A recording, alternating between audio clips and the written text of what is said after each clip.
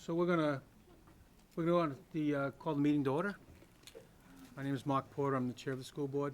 And we have to have everybody rise, please, for the Pledge of Allegiance.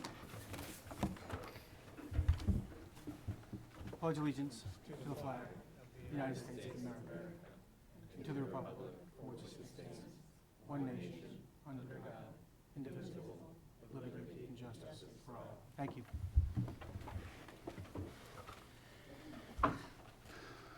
Moving down, we have the roll call is heading down that way to Commissioner Curry. That'll get taken care of down there. Next thing up is, can I have a motion to approve the agenda? So moved. Commissioner Harrington, can I have a second? Commissioner Judson, any discussion? Commissioner Seguino. I'd like to make a motion to, for the creation of 5.1, to have a short presentation by district council regarding a report on negotiations. Okay. And that would be 5.1. That would be 5.1, which would take place prior to the summary presentation of the budget. Am I correct? Yes. So we'll put that in for 5 minutes. Any discussion on the amended agenda? We need a second for that. Oh, amending can I have a motion. second No. for the amended change? Commissioner Beresbetti, I'm trying to reach around and see everybody Oh. here. Apologize. Any discussion? Sounds like a great idea. Sounds like a great idea. All those in favor of the amended agenda, please say aye. Aye. All those against? Motion passes. Thank you very much. We now have 5.1. Next up is public comment period. If, for anybody who does want to speak, if they're not aware, there's a sheet right up here that you can come up and sign up for.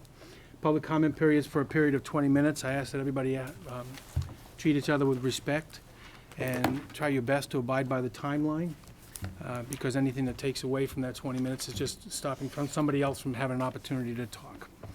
So if we could have that, yeah, and you can go ahead and grab it, that's fine. You can do it. You can run it. You got the, yes. So who's the first and second one up, Ann? Oh, first is Claire Wall, second is Mike Fisher. Okay, clear.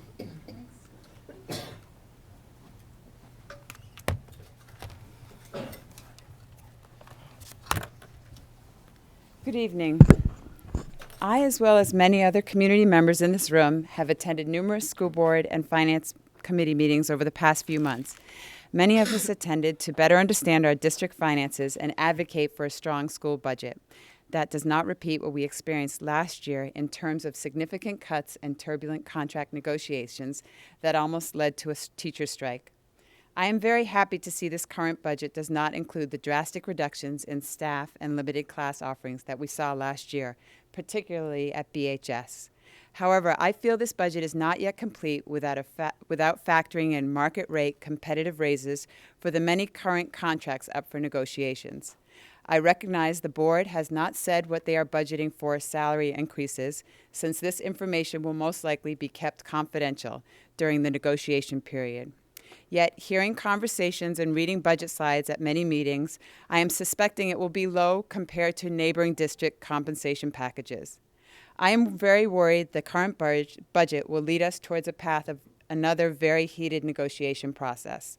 The strike that was averted at the final hour last year was so painful for our school community. I do not want to see this happen again due to a budget being passed that may not be big enough to meet our many school needs. We must be sure to provide the financial support for the programs that help our students, and we need to make sure the dedicated teachers that help our students and teach our students every day are paid competitively for their hard work. This does not mean we can always afford to pay our staff the most.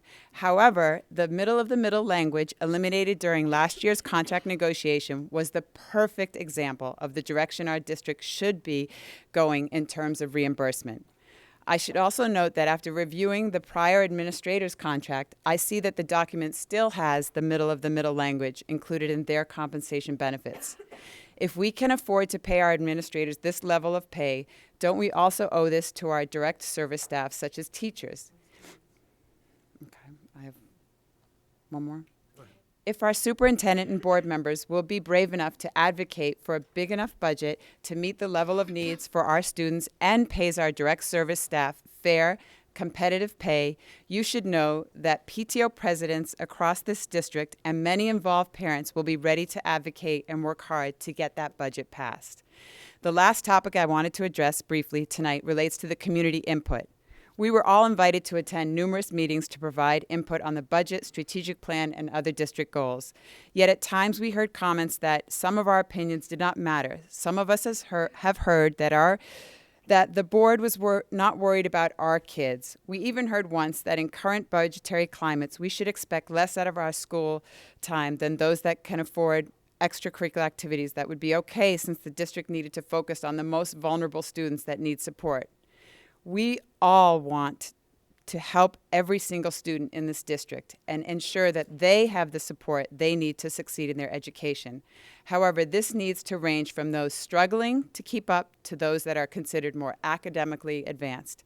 Burlington is an amazing place to live, and we are lucky to have such an engaged, diverse community that cares so deeply about our schools. We should strive to be a robust and dynamic school district and not one that pays teachers poorly and lowers the bar on a rigorous education for our children. Thank you, and thank you for the extra time. Thank you. Mike Fisher and Karen Rubin. I'm going to start with talking about the budgets and the salary increases. I encourage you to not box yourselves in.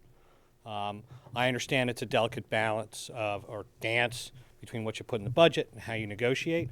But last year when we heard there is no money in the budget, I don't think that will fly this year. And I'm certainly speaking for myself, but I believe I would speak for a lot of other PTO leaders and parents. That being said, I want to thank Yao and Nathan for the budget process this year. Tremendously improved and much more open, and I think it's a model to grow on, so thank you. Karen Rubin and Susan Comerford. Hi. I ditto what those guys said. Also, especially to Yao and Nate, who did an amazing job this year, and I feel like we're all in a way better place at this point in the year, which is great.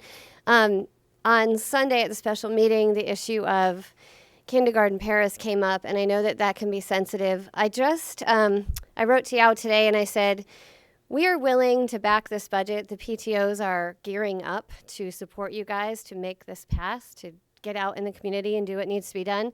But it would be a comfort when we do that work to know that, to feel that all the needs, all the things we thought were necessary were taken care of. It's a little bit harder to do that job when you're still thinking, it's not doing what I want it to do. And I know, like Yao said, maybe because we had kindergarten Paris before, that doesn't mean that's the only answer to that problem. But I would ask that you guys just confirm with him, what is the answer to that problem? What is the extra support that's being provided at the lowest level?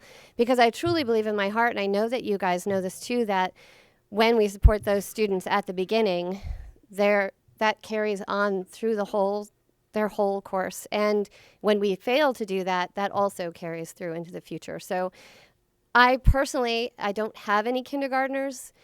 My kids are getting bigger. I just taught 9th grade. I know what it looks like when kids get too far without the support that they need. And I ask that you just really carefully consider that before you put the final whatever on this number.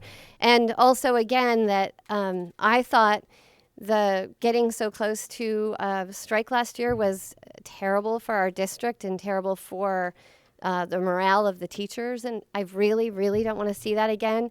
I know you guys are up against the wall. Money is so tight. I'll do anything to advocate on the state level to figure out that funding, but I don't want to be told year after year we can't do it because we can't get the money from the state. Like, well, let's figure out the revenue side. Let's figure it out. Let's not keep using it as an excuse to not get the job done properly. But anyway, thank you for your work. Good evening, everybody. I'm going to be uncharacteristically brief tonight and just say that, well, two things. One is that I want to thank each and every one of you for your integrity, your courage, and also your transparency and your hard work. You have been through it in the last few years, and because you've been willing to be in it and stand up and communicate, we have a much more aware community than we ever had before about issues in our community. Point one. Point two, I'm here to speak for kids with special needs. We very rarely have parents come and talk about kids with special needs, and the first thing you already know is that there's no one way to characterize children with special needs because their needs are all so different. But they're here, and they need our support. They need our budgetary support, and they are wonderful human beings who really contribute a tremendous amount to our community and to their neurotypical peers. It's very important to educate our minds. It's equally as important to educate our hearts. And I think if we want to have a whole community where people care for each other, help each other, and move forward, it's as important to the typically developing kids as it is to the kids with special needs that we attend to this and attend to it with care. So thank you for everything that you do, and I appreciate it totally. Thank you.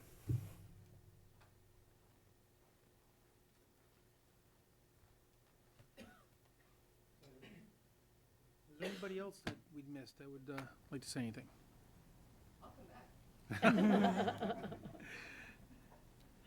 Okay. No cartwheels, though. No. Are there any board reflections on what was said?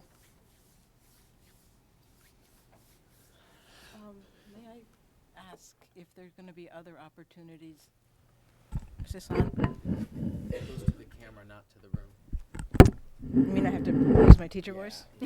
Will there be other opportunities tonight to reflect on the budget, or is now the time to respond to Nope, budget there will be questions? other opportunities. Okay, thank you.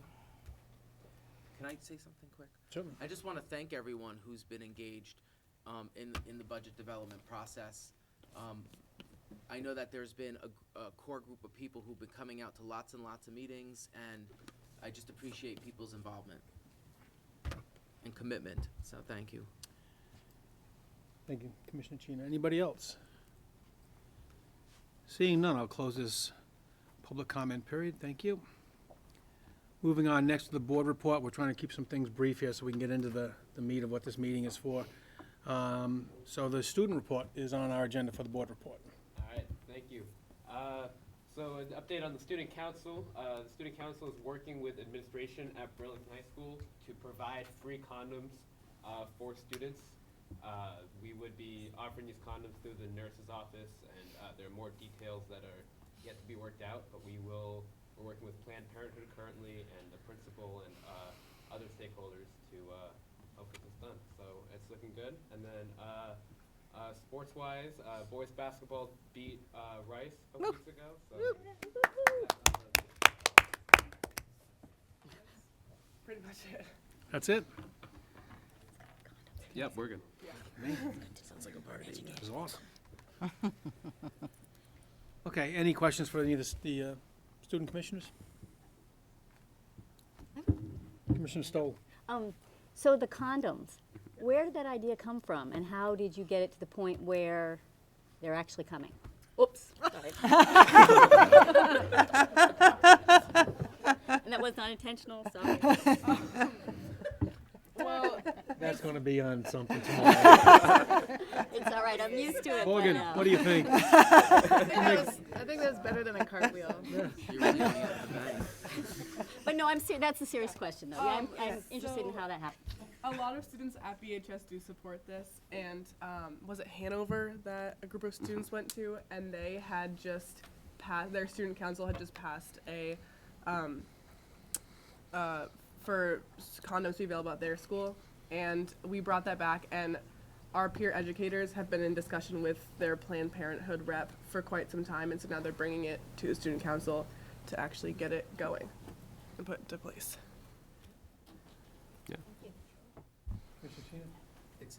I don't expect an answer now, but I'm curious if at some point you can give us an update on how the changes in student government are progressing, and if you feel like students are being given more of a voice. Yeah.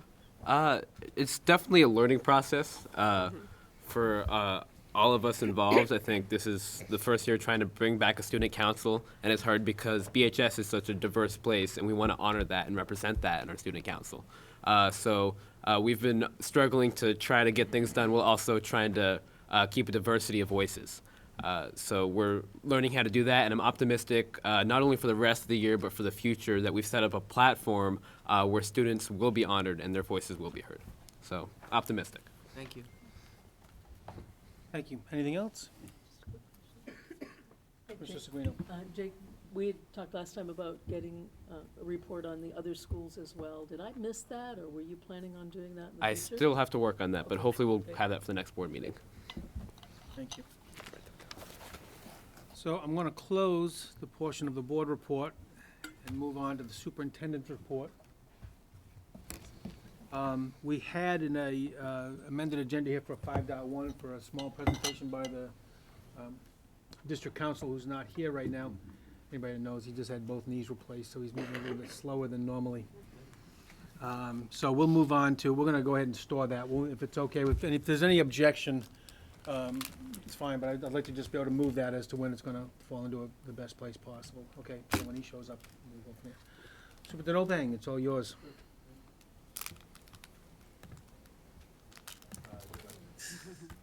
I got your back.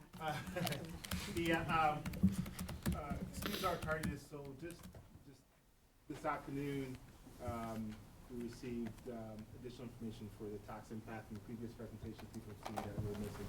And so we did get something at the last minute, so we've been spending the last few hours trying to make the adjustments. And so we'll reflect that in the presentation here. It's not good news for Burlington in terms of the tax impact, but Can I ask you to just speak louder, please, just so we've got to get name? both sides. Yeah. All right, so we'll go through the presentation, and then we'll have the board sort of respond to the information that we provided here.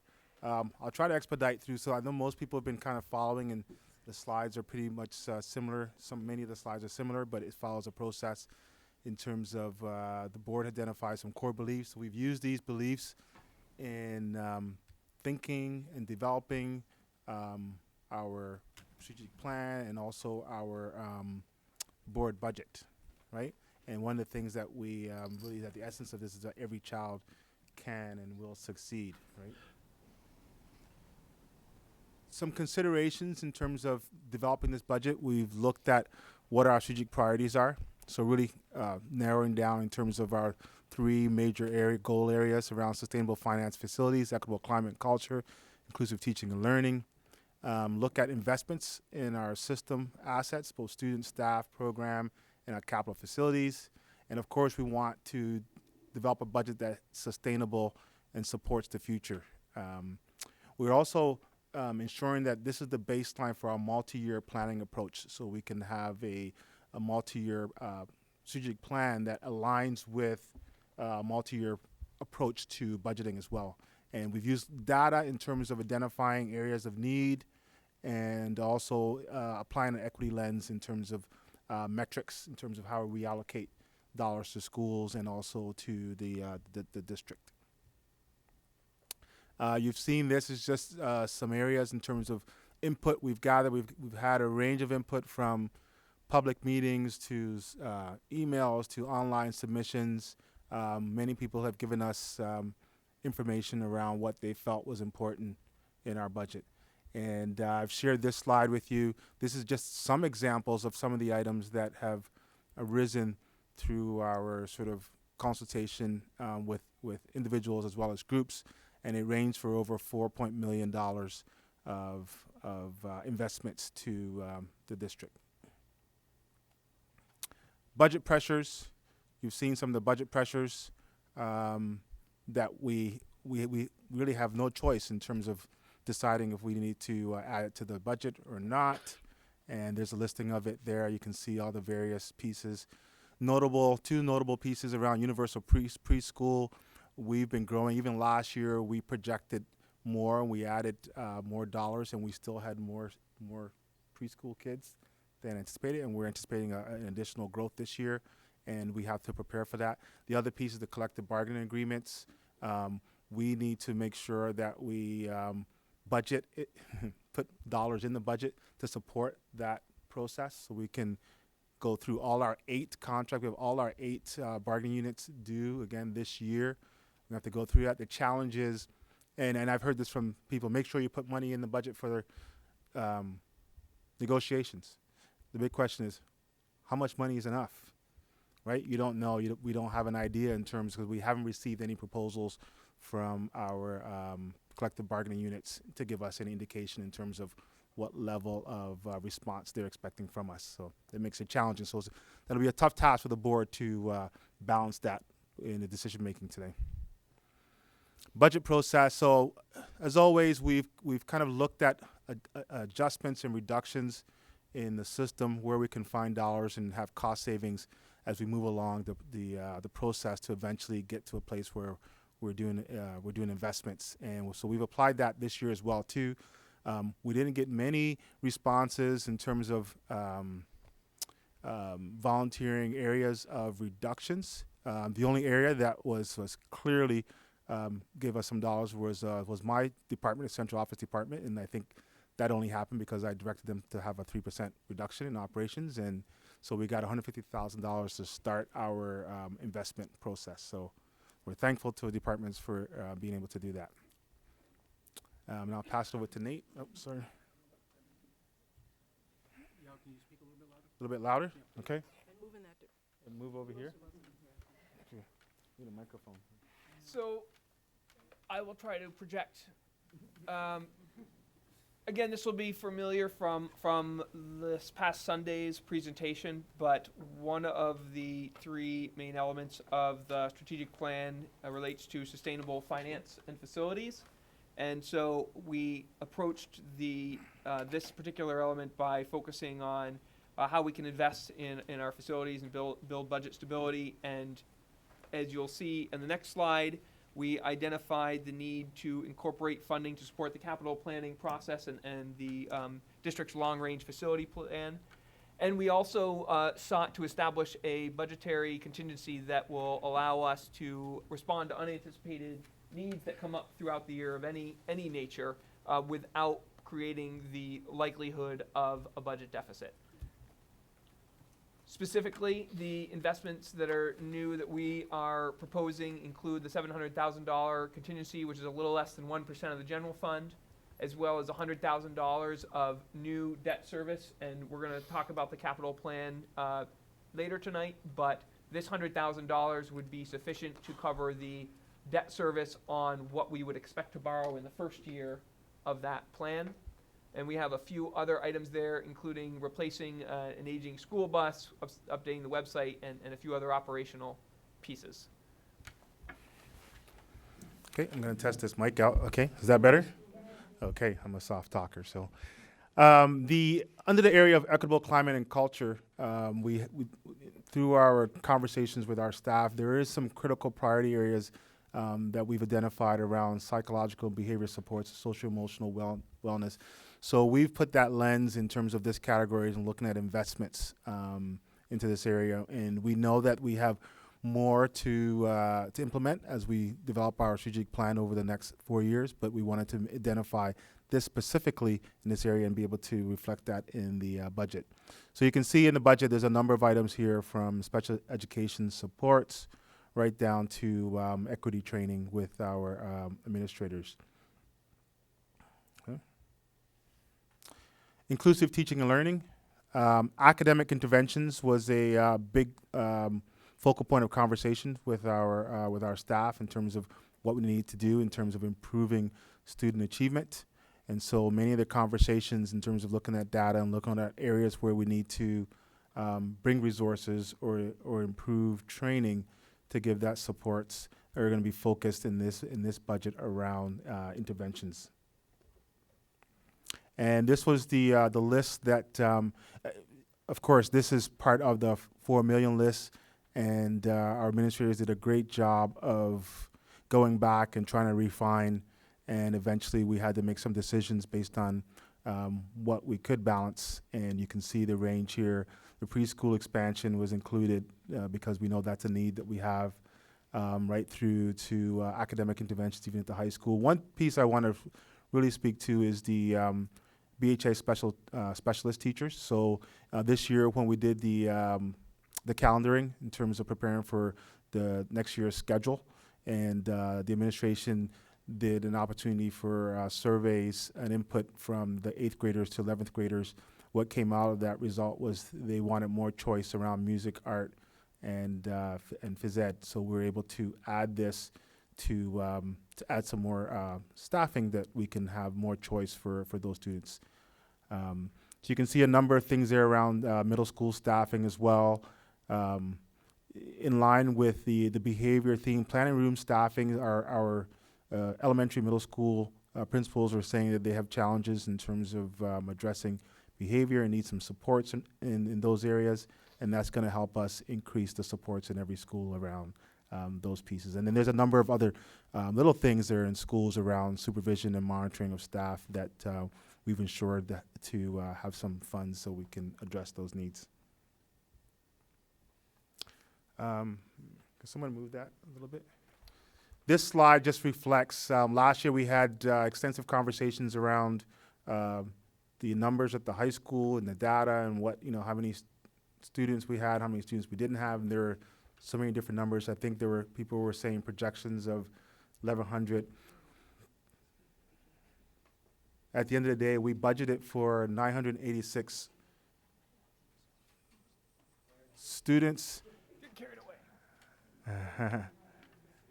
986 students. Our actual enrollment is 946. So we were pretty in line with what we predicted in terms of doing that. So now we're getting into the process of trying to use some metrics in the allocations that we add in terms of having a projected enrollment. So next year we're going to budget at the same rate at 986, but we know that we'll probably project and end up at around 965. At the same time, looking at the investments, we're looking at adding a full 2 FTE to the high school for opportunities. Okay, and both at the middle school and elementary school, we've added instructional staff at those schools based on the growth, and also we've the formulas we've been able to develop this year to allocate for core staffing. Also includes an equity lens, so we consider ELL, IEPs, and also other special ed areas in that formula to identify what areas we need to add staffing to. So this is the first year we've gone through that, and our principals had quite a bit of months of conversations trying to find the right mix, and we've come up with something that we think we'll be able to replicate for the next year as well. Okay.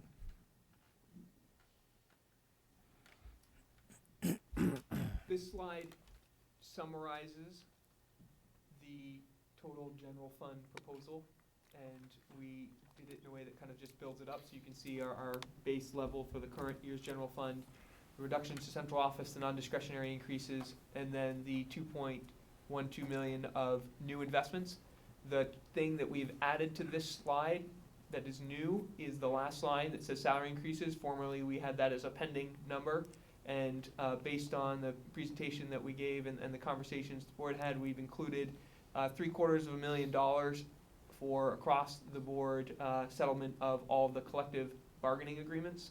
So that number then contributes to the total $74 million general fund, which represents about a $4.25 million increase, or 6.1% on general fund spending. The general fund is a significant but not the only component of the district's total budget. And while in the past in Burlington, the general fund was the only number that appeared on the ballot, we wanted to make sure that we pointed this out, because this is new as of last year with Act 46, that the total budget appears on the ballot. And so the number under this proposal that would appear on the ballot would be $85,900,000. The tax rate estimates, and here's where we're going to see the impact of another new piece of information. At the fourth line there where it says common level of appraisal, that's a figure that formerly we had as part of, that we were just rolling over from the current year because we hadn't received updated information. But we did receive the letter from the tax department today. It was forwarded on to us. And the impact is pretty substantial. The common level of appraisal decreasing by 2.5%, which has a significant impact on the property tax calculation. As you can see, the cost of this proposal would be 5.88% additional percentage increase in the property tax rate. So I just want to make sure folks understand what we're talking about here. The common level of appraisal, that is the measure of essentially how close to market value Burlington's property is assessed. And so the further from market value the property is assessed, the larger adjustment is made to our tax rate. And the result of the fact that we're now down to having property assessed at only a little over 82% of market value is what's driving the tax rate to be a few percentage points higher than in an increase than what it would otherwise be if we were at the same 84.52% figure. One other thing I just added on there as a reminder to folks, these numbers are estimates and they can change. And last year, for example, the budget estimate on the tax increase ended up changing, the actual tax increase changed from the estimate based on a subsequent change to the CLA that was determined by the tax department. So we put together a little slide, this is new, that attempts to just give folks some perspective on what the implications are of the tax impact of this proposal. Specifically, at the top, we used a scenario based on what the median homestead price was in Burlington, and you'll see that same figure used in our capital plan. So the estimated impact for a homestead of $231,500 is a tax difference of $234 a year. The income payers actually would get a $25 reduction in taxes. That's based on the fact that the income yield increased significantly more than the property yield primarily. And as we don't have the final numbers that based on the board's recommendation yet, but this slide just reminds folks that we have a structure for the ballot question, and we'll fill in the blanks as a result of any decision tonight. Love it. Yeah, that's it. Oops. I go back. Okay, so to the chair, questions, discussions? So before we do this, this agenda was originally built when we thought that we had everything rock solid. This is changing a lot of things, okay? So what I'd like to propose, because we also have to do the bond presentation, that we save the Q&A until after we've heard from both of them, so we have a better, more holistic view towards everything, and we can look at it all at one time. Is that okay? That's a good idea. All right, so that's. The way it is that's on the that's agenda. good. In fact. We got a three-quarter grab on that, right? So, go right ahead. Oh, there you are. I think I'm looking at this, on the written one, it doesn't do that. Mike, are you gonna project? We'll see. That's what it looks like on mine. Yeah, This maybe one's it's better formatted for this for the screen. Sure. This one will fit. Yeah. See, mine says, Hi, everybody. How did that work? Budget bond. Does that work now? no, I don't know. Hi, everybody. My name is Marty Spalding. I'm the Director of Property Services for the school district. So I'm going to talk to you tonight about our facility capital needs. So our project goal is to ensure high-quality educational opportunities for all Burlington students. We want to make certain that our facilities adequately support the provision of high-quality educational opportunities. Addressing deferred and preventative maintenance needs has been a #1 priority through this process, and we want to do that by attaining a proper balance between the district's facility space needs and the ability for taxpayers to be able to afford those needs. So through this process, we've taken a very conservative approach, knowing that it is obviously a huge burden to the taxpayers to be able to afford to address these needs in our buildings. So over the past year and a half or so, we went through a very thorough process to assess all of our buildings. And through that process, we looked at things like enrollment projections. We looked at educational program space standards. You know, how many students can you fit per classroom? Do all of our classrooms adequately fit the number of students that we want per teacher? We looked at space needs and constraints by schools. You know, do all of our buildings adequately support the number of students that we have per school, such as our cafeteria is large enough to support the total number of students. We also looked at alternative approaches, and we went through a very thorough study with a company called EMG that came in and evaluated all of our buildings' conditions. We actually had a team of engineers that went through and looked at all of the equipment and facility conditions, everything from the envelope to the site conditions. These are actually some areas that we identified of needing improvement in our buildings, areas such as accessibility, life safety and ADA, security and access control, 911 compliance, phone systems. Many of our elevators are in need of upgrading to today's code standards. We want to make sure all of our playground equipment are safe for students to use. Many of our schools don't have sprinkler systems, so looking at moving forward, we'd like to install sprinkler systems in our schools.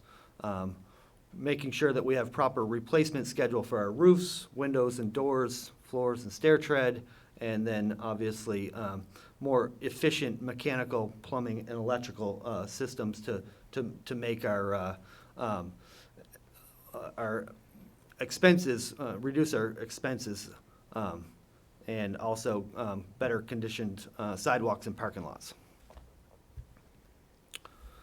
So through this process, we identified roughly $39 million worth of deferred and preventative maintenance needs. And what I want to point out here is at this time, this kind of excludes the overall need at the high school. So we're kind of taking a separate approach for Burlington High School and Burlington Tech Center. But we have, in our plan, identified the need to set aside some money to address some ongoing preventative maintenance needs at the high school until we maybe look at an overall building project as well as addressing some of the major accessibility needs that we have there. But so what we have identified is that all of our sending pre-K through 8 schools have a need of roughly $39 million worth of deferred and preventative maintenance needs.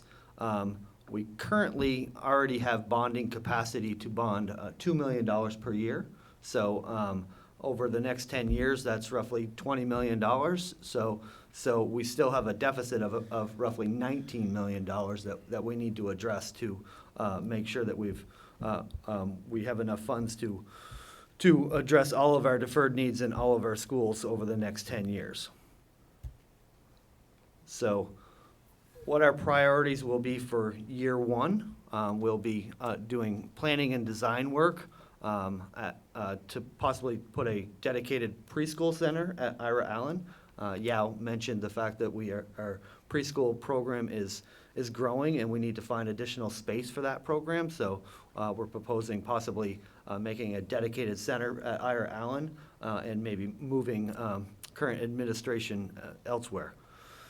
Renovating the C building at Edmonds to have a separate cafeteria, a separate space dedicated for cafeteria, so that actually the gymnasium is not a shared space with the cafeteria and gym for the elementary school. We're looking at doing a major renovation at Ira Allen. Ira Allen actually has had the least amount of upgrades over the last decade. So we're looking at some building envelope and HVAC modifications to that school. I talked about BHS accessibility planning, dedicated Champlain student drop-off for parents to drop off students directly at the front door. If anybody knows Champlain very well, you'll know that that's a very congested parking lot on a very congested Pine Street. So we're looking to make some modifications there to safely drop students off. As well as there is a need for an additional 4 elementary school classrooms somewhere in the district. We haven't really identified which school we would add on those 4 classrooms to, or if we would maybe, do one at multiple schools. But there is a need for growth to address 4 additional classrooms in our elementary schools, as well as a voice over IP phone and intercom systems so that we're 911 compliant. And we already have in the works the replacement of some windows at Champlain School on the 2nd floor. This is a phase 2 of a project that we started last year, where we replaced all the windows on the 1st floor, or many of them. So our proposal at this time is to go out to bond is to ask for voter approval to bond for $19 million, of which we would phase as we did those projects. So the intent would be to only bond the first year for roughly $4 million, of which the budget impact would be an additional $50,000 of new debt to the FY18 budget. The tax impact of that additional debt service would be roughly 0.9%, and that would equate to an additional $3.24 per year for the average median home that Nathan mentioned of $231,000. And as we also mentioned, this is already built into the current FY18 budget that was just presented to you. So once fully implemented, once we borrowed all of that $19 million, the total cost that would be impacted to the average median home would be roughly $8 a month, $90 a year. So I mentioned we're looking at taking a separate approach for Burlington High School. So what we're proposing for Burlington High School is to continue working with architects and engineers on the pre-bond work required for proposal of a future building project, establish a building committee and dedicate the next year to present the future of Burlington High School and Tech Center with the goal of building a shared community vision. Prepare for a future Burlington High School Tech Center building project bond vote in addition to the capital reserve that we're requesting now, and perform necessary and routine accessibility and safety needs for that building ongoing until we get to that building project stage. So what we'll be looking for approval this evening from our board is to approve ballot language for the March town meeting vote to, let me just read this ballot language. So that would read, shall Burlington voters authorize the city council to issue general obligation bonds or notes in an amount not to exceed 19 million for the propose of the accomplishing capital improvements at each of the school district's buildings in order to eliminate or substantially reduce the deferred maintenance of such buildings in order to preserve their value for future educational use. In conclusion, delaying this capital reserve bond request any longer to address these deferred maintenance needs may result in unplanned emergency repairs which may impact building occupancy and student learning, building conditions that could impact occupant safety, unplanned repair costs that may result in budget deficits, and asking voters to approve both the $19 million bond request in addition to a bond request for Burlington High School in the same year. Okay. Thank you. Thank you. Board members, I'd like to entertain questions first on the bond. I think we've seen this so many times, there's nothing that's changed in this case. from where we were before on things. So if you have a question or a statement regarding the bond, I'm gonna take one question from each person. I'll just do a round robin. Because of the way I have to look, I'm trying to look in two different directions at the same time, so somebody could tap me on the shoulder I'll if, spot you over here. yeah, you got me over there. You got me, I got my 360 going here. Commissioner Curry, question on the bond. Not on the bond, sorry. Okay, thank you. Any questions on the bond? Commissioner Barlow? Yes, I guess this is for Nate. Could you explain a little bit about the contingency line item in the budget for those who haven't seen the This is- presentation before? And explain what it's for and why we have it in the budget this year? Commissioner Barlow, point of order, if you don't mind, I was only entertaining questions on the bond. On the bond. Yeah. We can get to the budget in a second. I just want to make sure I just try to get this. Sorry about that. You're making fun of my accent, aren't you? Commissioner Chena? This proposal should cover all of our capital needs for how many years? 10 years. So if we approve this, the school district should be able to become compliant with everything that we're out of compliance with and meet all mandates that are estimated, because the law could change, but for 10 years. Yes, but it would probably take at least 5 to get there. At least 5. To get to compliance? Okay. But does that count Burlington High School? Excluding Burlington High School. So it might take 10 years before Burlington High School is resolved. And so it'll at least take 5 years because Okay. part of the plan is the $2 million that we receive each year. So it'll take the full 10 years to have the full $39 million. Okay. Does that make sense? Yeah. You mentioned. Sorry. Yeah. If you saw the one slide there, one of the things that we've included, we know that we're gonna have a conversation around Burlington High School, but at the same time, we have students there, and we will have students there for the next few years. And so we have put in the budget, you can see the 1.7 million, that will address accessibility and maintenance needs during that time, so. Any further questions on the bond? Miriam? Oh, Commissioner Stoll. I apologize, I was out of the room for a few minutes. If you address this, just tell me. So I know that there's some possibility that some things might change at the state level to allow some cost sharing. Did you address this at all? I did. Okay. Some cost sharing in terms of new construction, that's a possibility. So if over the 10-year period that change at the state level should occur, even though we've already bonded, would we still be eligible to engage in that kind of partnership with the state? I'm most certain that we would, even though we had, we committed to previous bonding, we wouldn't be doing the project until that construction aid, or if and when that construction aid was available, and then as long as we complied with their codes, then we would be eligible for that. Okay, thank you. Anyone else on the bond? We certainly can revisit it afterwards, because we're gonna, part of the bond issue is going within the budget, so. No further questions? Any questions on the budget? Commissioner Curry? Yeah, Director Lavery, could you just talk a little bit about the CLA and what makes it decrease?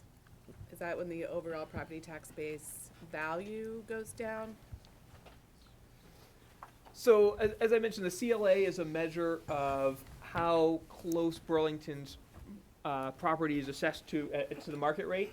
So over time, generally speaking, if assessments aren't updated and the market value of property increases, then your assessment becomes further divergent from the market value of the property. So a simple example would be that if you bought a home and it was a $200,000 home and it increased in market value, meaning it would sell for, let's say, $250,000 10 years later, but the city didn't go in and reassess that home or didn't do a citywide process of reassessing, then your home for tax purposes would still be listed at $200,000.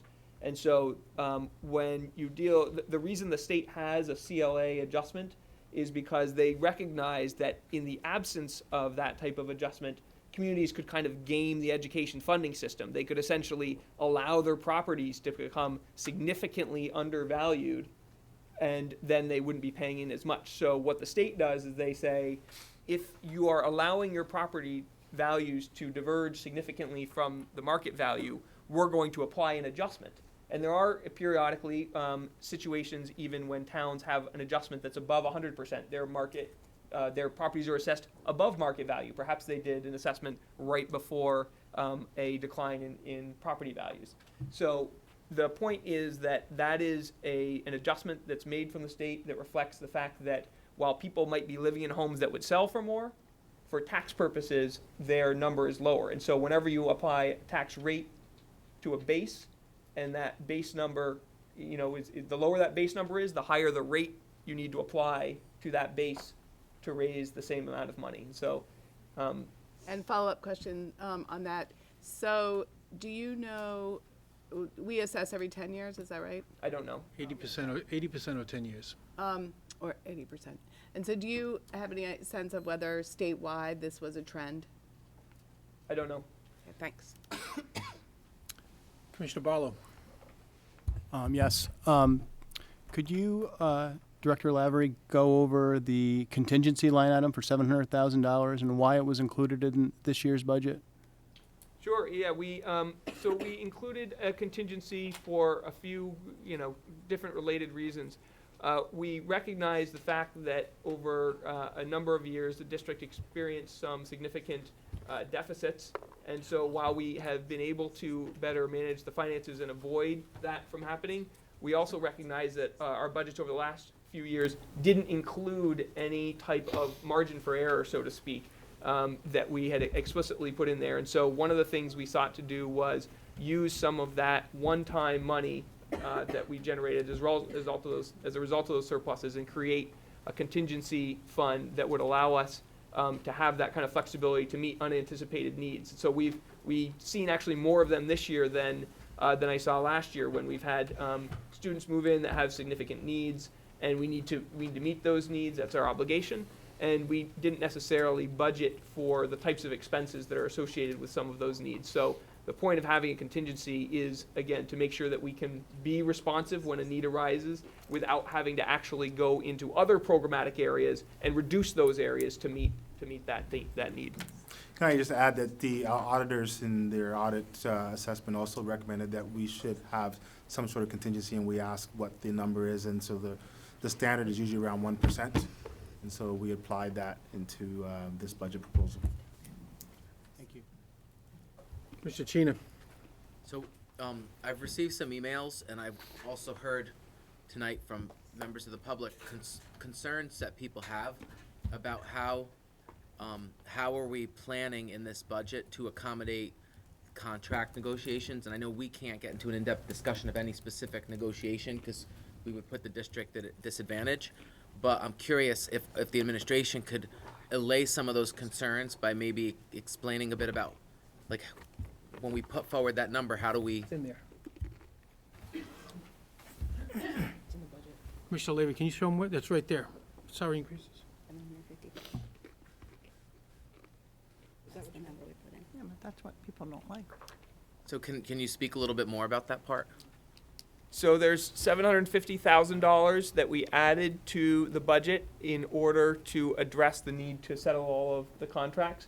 That $750,000 we thought was a reasonable number. It's approximately the amount that you would need to provide wage increases across the board of around 1.5%. And that number was kind of anchored in looking at recent trends in inflation, at the recent adjustment to cost of living adjustments that we've seen and that sort of thing. So we incorporated that number as what we thought was a reasonable addition to the budget that we could also afford. Can I just add, and I think I said this at the opening, absent any proposals from any of our collective bargaining, we have no sense of what to include, so we have to use some metrics and apply something. So had we received a proposal from one of our larger units, and they said they were looking for a 2% increase, and that'd give us an idea of what area they're looking for, and we'd be able to apply that. But right now, we have no information to go on, so we're at the timeline where we have to put something in, so we've just applied what standards are out there. Commissioner Seguino. Mr. Laverne, can you give us a sense of what property tax, school property tax increases have been over the last few years? As I understand, last year was a little over 4%. Can you, if you remember to go back a few years historically? I can't say back a few years. I'd have to go back and check. It was somewhat over 4% last year, and I can't recall what it was the year before, but we can definitely look up and get that information. I just don't have it off the top of my head. Sorry. Michelle, well.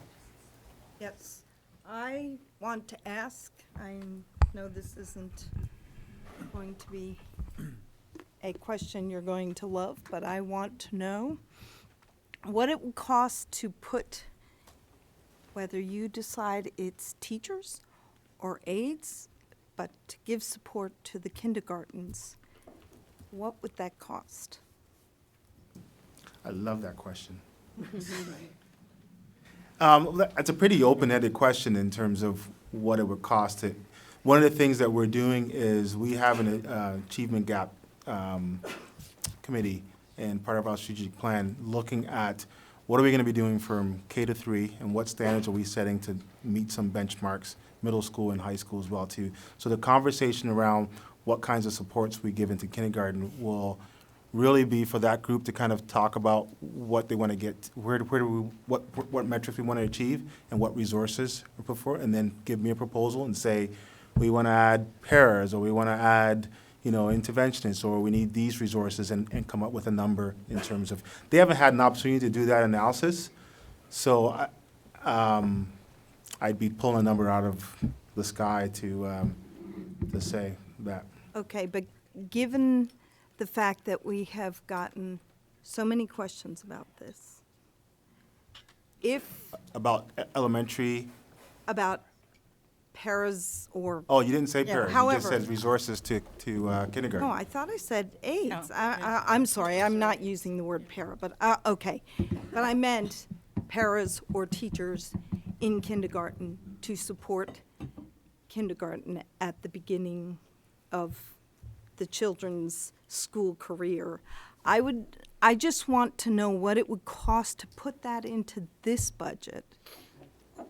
What we would have to, how much more it would cost. What would be that cost to Well, do we'd have that? to- And we'd- I'm we'd not have to- saying that it has to be pairs. It can also be if you and this group thinks it's better to add more teachers in, that's fine with me too. I just want to know what the cost for that would be, what it would increase this budget by.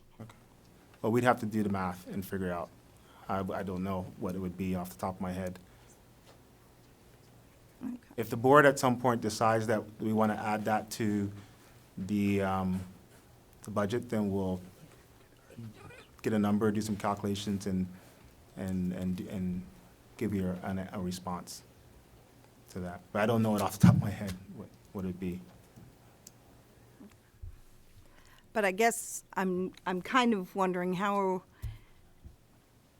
and, how do we know how much that would, in some way, there must be some sort of cost that you could give us a ballpark figure of what, Yeah, I know we- it's not going to be exact, but that we would know what we're talking about if we were to put paras back in, or just some sort of support for kindergarten is what I'm asking.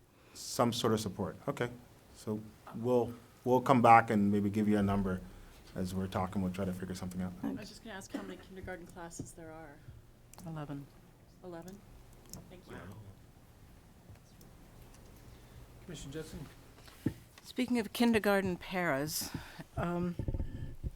I did a little figuring with our superintendent, Howard Smith, about a year ago, and if we had 11, let's say 10 kindergarten pairs, and we put a para into each classroom, it would be about 50 times 10, so it would be about $500,000, which would be, I don't know the math of how much that would increase the tax rate, but it would be about $500,000.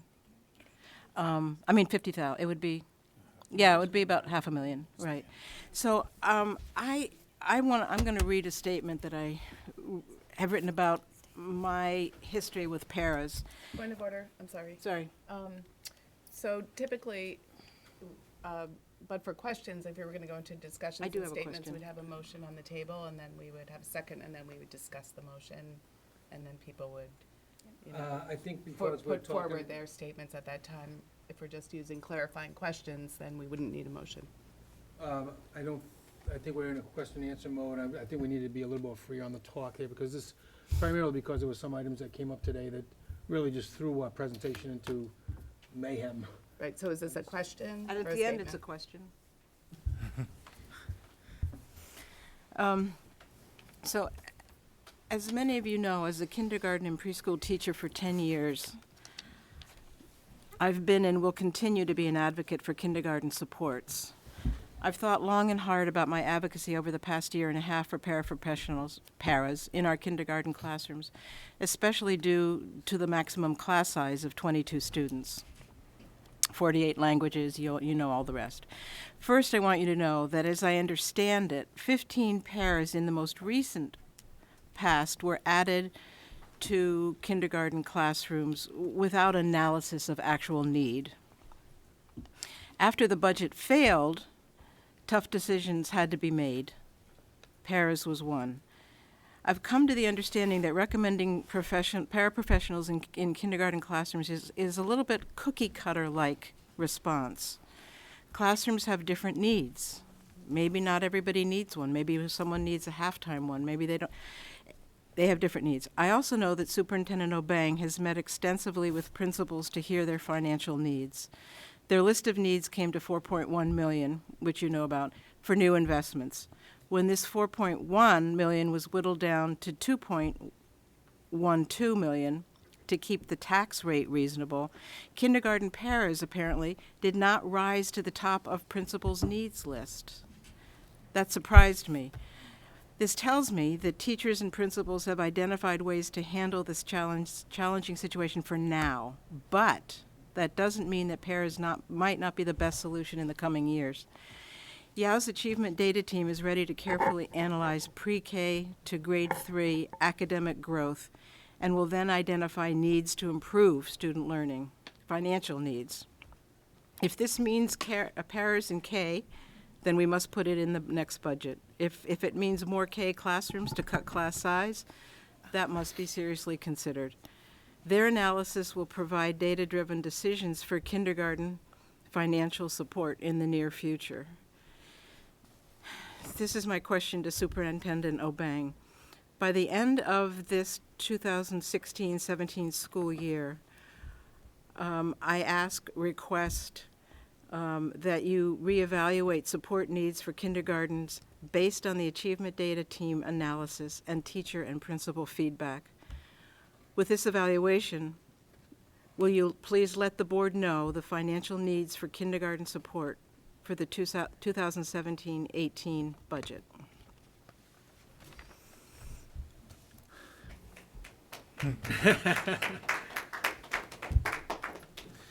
Thank you, Commissioner Judson. Commissioner Stoll, So this is changing the subject, is that all right? Or is it on the budget? it's on the budget, yeah. It's fine. So we saw some numbers today showing that the tax rate unfortunately is a little bit higher than we were hoping just a few days ago. And my experience being on the board is probably going to be higher when it comes right down to it at the end. So I have to, I think for just fulfilling my role as a board member, which is to balance what taxpayers can pay and what our children need. If we wanted to reduce the budget a little bit from where you are, I noticed there are a few things on the budget that aren't direct services to kids. We have a website in there. We have a couple of other things. You know, is that feasible if we wanted to take a few of those out to reduce the cost of the budget? Yeah, so when we received this, I mean, we were really comfortable with what we had presented the last few weeks in terms of investments to the system. And then when we got this information, we saw that the tax impact was significantly higher than people were anticipating. So one of the reasons why we were late arriving is we were working on some alternative solutions if the board posed this question. So we did take a we did take a run at it and produce an alternative response. And so the board can look at that and decide if you want to go deeper or you want to go back to this this first proposal. But we could share that if, and we'll wait for Chair Porter to finish the discussion and decide if we want to move on to the next step. Yeah, if you don't mind, let me just make sure I get everybody's questions. Yeah, so clarifying, Sue, if you could just explain how did you decide, not telling me what you reduced, but what rationale did you use when you were going through? Because I think the notion of looking at those particular items that aren't directly related to kids would be a good way to do it. Did you use that in your frame? Yeah, Have absolutely. you We thought stayed about with our that? priorities and we tried to focus on things that didn't directly impact students and schools immediately, and tried to still stay on the progression in terms of improving student achievement, student success. Okay. So some of the tangible things that we thought, okay, well, we might be able to do without for a little while, and we can share that with you. Okay, I would like, Commissioner Chair, if we could, Not right now, I just I want to know, make sure but I get at some everybody's- point, Yeah, I'd we'll like to see that. promise. Yep. Any other questions? I have a comment more than a question. So, well, Did is you- there a commenting time later, or should I? This is the CQ&A time. This is. I just want to say to Commissioner Judson, I appreciate the way you framed the conclusion of your concerns. I think that's a great question. One of the things that I've been weighing all through the year is the ways in which we as a board can help shape the budget and provide supervision and direction for a superintendent who we have asked to create a process to bring forth a budget. And I find a lot of the conversations we had, well, when I was first on the board about kindergarten paras, and then the recent emails about kindergarten paras, there's a lot that's extremely moving and persuasive about that communication from parents, and it's very moving. And while in some ways it's emotionally very tempting to be like, yes, we should, we should do that. At the same time, there were very few people who weren't the parent of a student with special needs or a board member who attended the special meeting that we had a couple of weeks ago, focusing on the district's new direction in special education needs. And I wish that there had been more people there to hear that conversation. That was also profoundly moving and very important, and I'm really glad that Susie Comerford was here to raise that issue in public comment, at least briefly today. I know that members of the D&E committee had a chance to hear from Bhutanese students, some of whom had dropped out of Burlington High School. There's a lot of moving stories that we hear in smaller groups that aren't necessarily as well organized in their public communication. And I think it's really important that we have a process in place that tries to consider all of those things. And it's hard to be the deciding body who has to make a vote in the end, because a lot of times people care about the thing that they care about because it's what they see when it's in front of them. And I have those issues too. I care about on a personal level, there's a lot of things I care about because they run across my kids' experience or my own experience as a parent in the district. But what I come back to is a very organized and transparent public process, and I have a lot of faith in that process over time to work things out. Although, as the Special Needs Forum made just abundantly clear, parents and districts in some ways are working on different timelines. A 6-month period to create a new initiative in the life cycle of a district is not very long, and 6 months of your kid's school year is like 6 months of a year your kid's never going to get back. That has enormous consequences, and that is just a constant organizational family dynamic where things don't always align easily. So I struggle with that too, but I really appreciate the process that you guys have led and that have involved so many staff and parents and community members to come together. So that's what I kind of come back to at the end.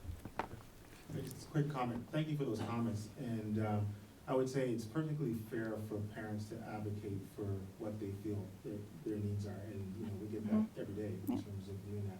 And every story is compelling. Like every time I hear somebody say something they're experiencing, oh wow, we should do something about that. But you know, sometimes you have to, you know, do some analysis and take the emotion out and try to figure out how do we move forward in a strategic and thoughtful way that we can get the achievement for all students at the same time. I know at the end of the day, we can't satisfy all our needs. We won't be able to do that, and we can't satisfy everyone individual's needs. So we do have to, you know, draw some boxes around where we're going to go and continue to move. So I appreciate your comments in terms of, and so we've done some extensive work and really working with, and I think our administrators have grown the past year because we've been talking about this in terms of, you know, their first ask were, and then we said, okay, well, prove it, and they've come back. So I'm proud of the work that they've done in terms of supporting us and being able to give you something to reflect on. It's still a difficult task. But I do want to say at the outfront, I think I neglected to say in this presentation that, you know, the discipline work that the board has done in the last 2 years has allowed us to bring forward a presentation that we're having a debate over what we add, right? Last year, this time, we were talking about, you know, reductions and what are we going to, so that's a good step forward, right? So as we move forward, and we start targeting some of the needs, the conversations and the information that people have shared this year that may not get reflected in this budget, that's not lost on us. We're going to still continue to look at those pieces and say, okay, what about those kindergartners? Let's take a really good hard at that. You know, what's missing there? What do we need to do then? And be able to try to incorporate that as we move forward, right? So thank you for those comments. So I just want to make a, before we get into the stuff, this is, the deck is stacked against us on this one, all right? So we already had the city council got through their bond. Now we're sitting here with our bond, which I don't think there's anybody here that disagrees with the necessity for it, right?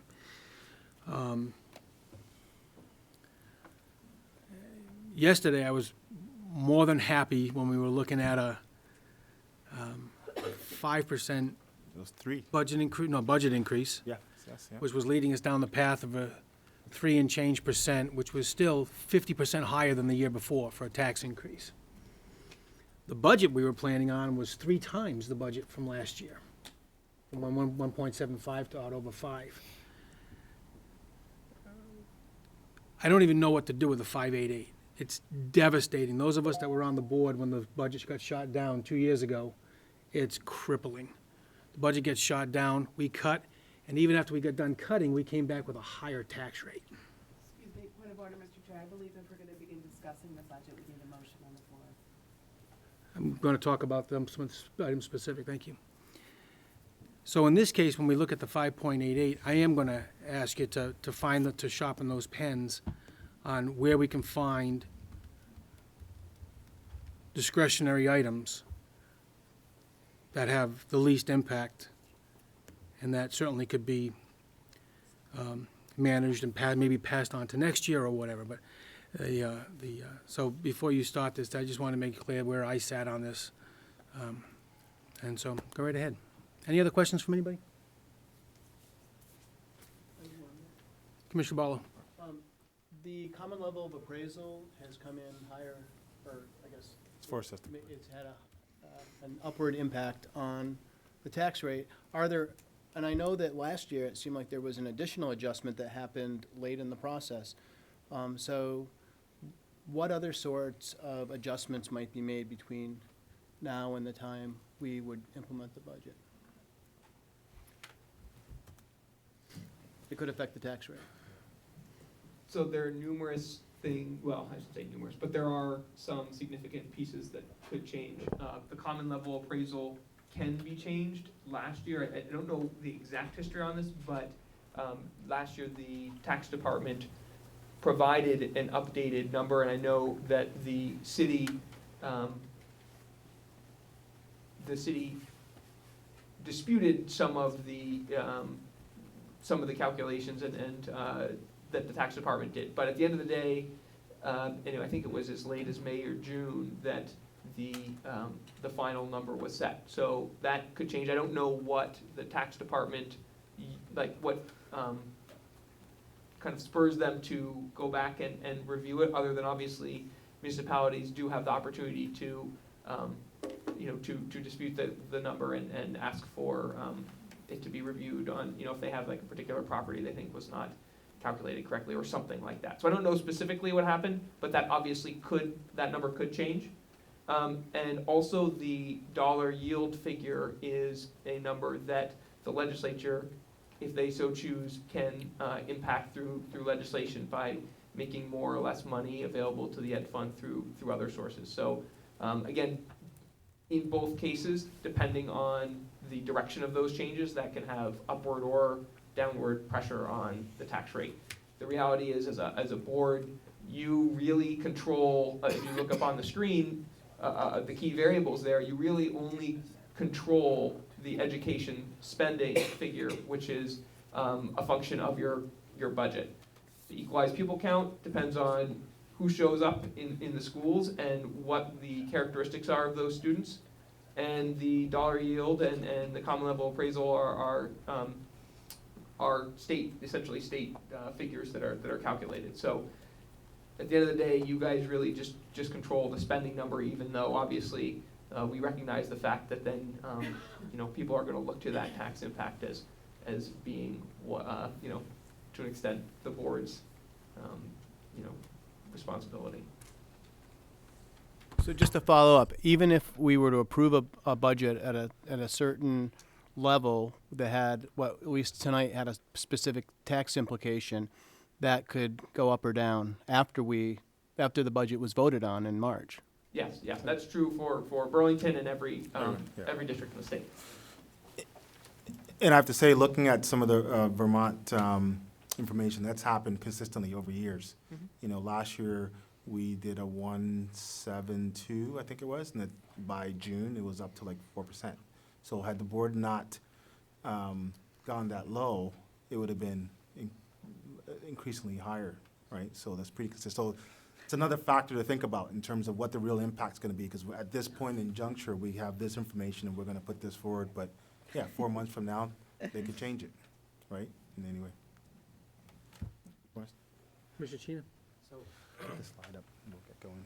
I'm not sure if we'll get a clear answer for this, but I feel like it's important to bring it to everyone's attention. So I'm just looking at, it says total budget, general fund, $74,120,000, grants and other funds. So there's a few questions here that's just gonna get to my point. That general fund, does that include any federal money, or is all the federal money in the grants and other funds?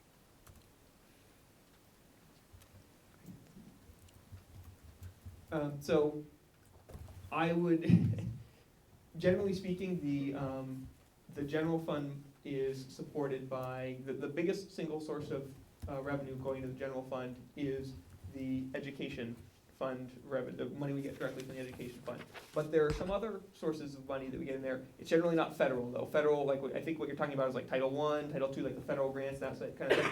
That's all, none of that's in the general fund. That's all in the grants and other funds line there. We obviously get certain special ed reimbursement. Some of that ultimately is federal money that's being passed through the state. But generally speaking, I think if I understand the intent of your question, the federal funds and that sort of thing are all in the grants and other funds. So the reason I ask that is because I'm trying to better understand the potential impact if we see major changes in federal funding, because our fiscal year goes from July to July, and the federal fiscal year goes from October to October. So that means we might start a fiscal year with this budget in place and we're not gonna know, honestly, what's gonna happen. And what may happen is in October of next year, we might see a dramatic change in the federal money we're getting. And we may not solve this tonight, but we need to be aware that we could be looking at losing like an eighth or whatever that is of our funding if there's major cuts on the federal level.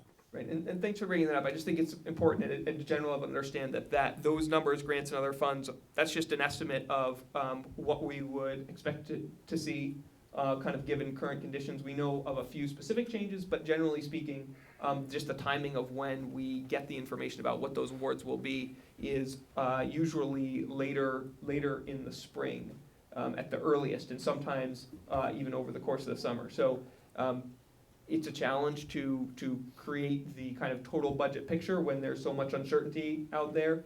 And on the one hand, it doesn't impact tax rates, but on the other hand, there could certainly be some programmatic impacts if we lose federal funding that supports some of the key investments that we make, whether it's investments in our low-income schools through Title I, or we have, there's professional development money in there, there's money to support English language learners, so there's a whole host of important activities that we do that are supported with federal funds, and the uncertainty at this time, obviously, I can understand why you'd identify it. The reality is we have that uncertainty to some degree every single year because of the timing. It may or may not be greater this year, but it certainly is real. Commissioner Stoll.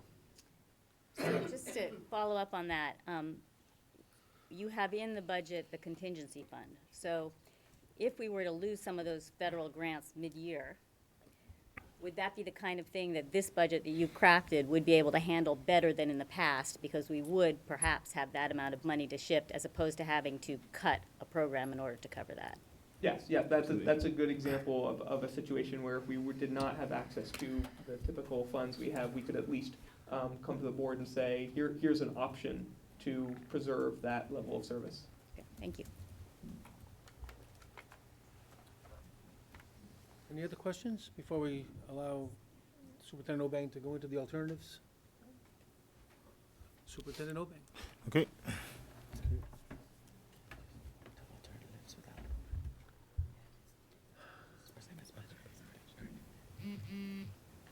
Yeah.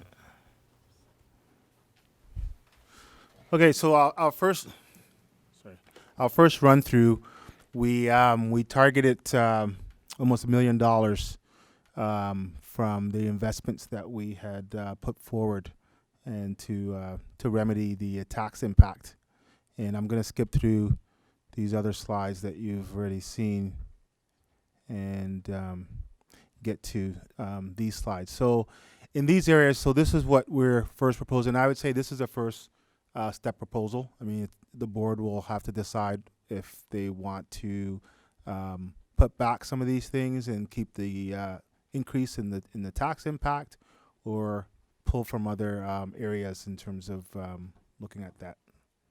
Okay, so the contingency, that's an area that was an opportunity for us. We haven't had a contingency in the past, so we figured at least starting at 200 is better than what we've been doing in the past years, and it gets us started on the right track in terms of being able to have some reserve for eventualities that could come forward. School bus replacement, we need a new school bus, but we'll have to wait and try to do that the following year. Website update, we could certainly continue with our existing website and not do the communication plans we have around that, and the other areas around, expanded time clock systems and projection of equipment. That's an opportunity for us to do renewal of equipment within the schools, so we can change that timetable in terms of renewal and keep that there. Oh, is there anything you want to add, Nate? Commissioner Obeng, if you don't mind, I'd like to offer it up to people just to ask questions about some of these line items if they want more detail as to what they could be making a decision on. Anyone have any question on these line items? Okay, thank you. No one wants to save my website? So, the website's a good example, though, because we've been criticized about not having all the information readily available and nice and neat and readable and everything else. And if we have to stay with what we have, we have to stay with what we have. So this is one of those things where we're very transparent as to where we potentially could have fixed that. And this might be one of those items where we're not able to Commissioner Barlow. Yeah, I had a question again about the contingency. The auditor suggested that we should have the contingency, so it was an audit finding, right? Or recommendation? So, I mean, to remove a 1% contingency, isn't that fiscally imprudent? Yeah, it doesn't give us as much flexibility in terms of dealing with in-year challenges. But as I said, we've tried to reserve at least 200. In the past years, we've had 0. So it's still a change in practice from what we've. The alternative is to, as we get to the other slides, get rid of some of the other investments. So we have to kind of once again make a decision. We're going to take the risk and take 200,000 and keep some of the things that we've identified already, and trying to keep those in the budget, right? So if all those things happened, what would the difference be? Oh, we're not finished. There's Oh, more. more. You think that was it? No, we're not done. We're not done.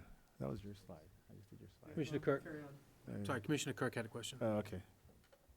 Well, so we talk about accessibility and student needs and whatnot, and I'm looking at a line item that you just crossed off at $80,000 for a school bus.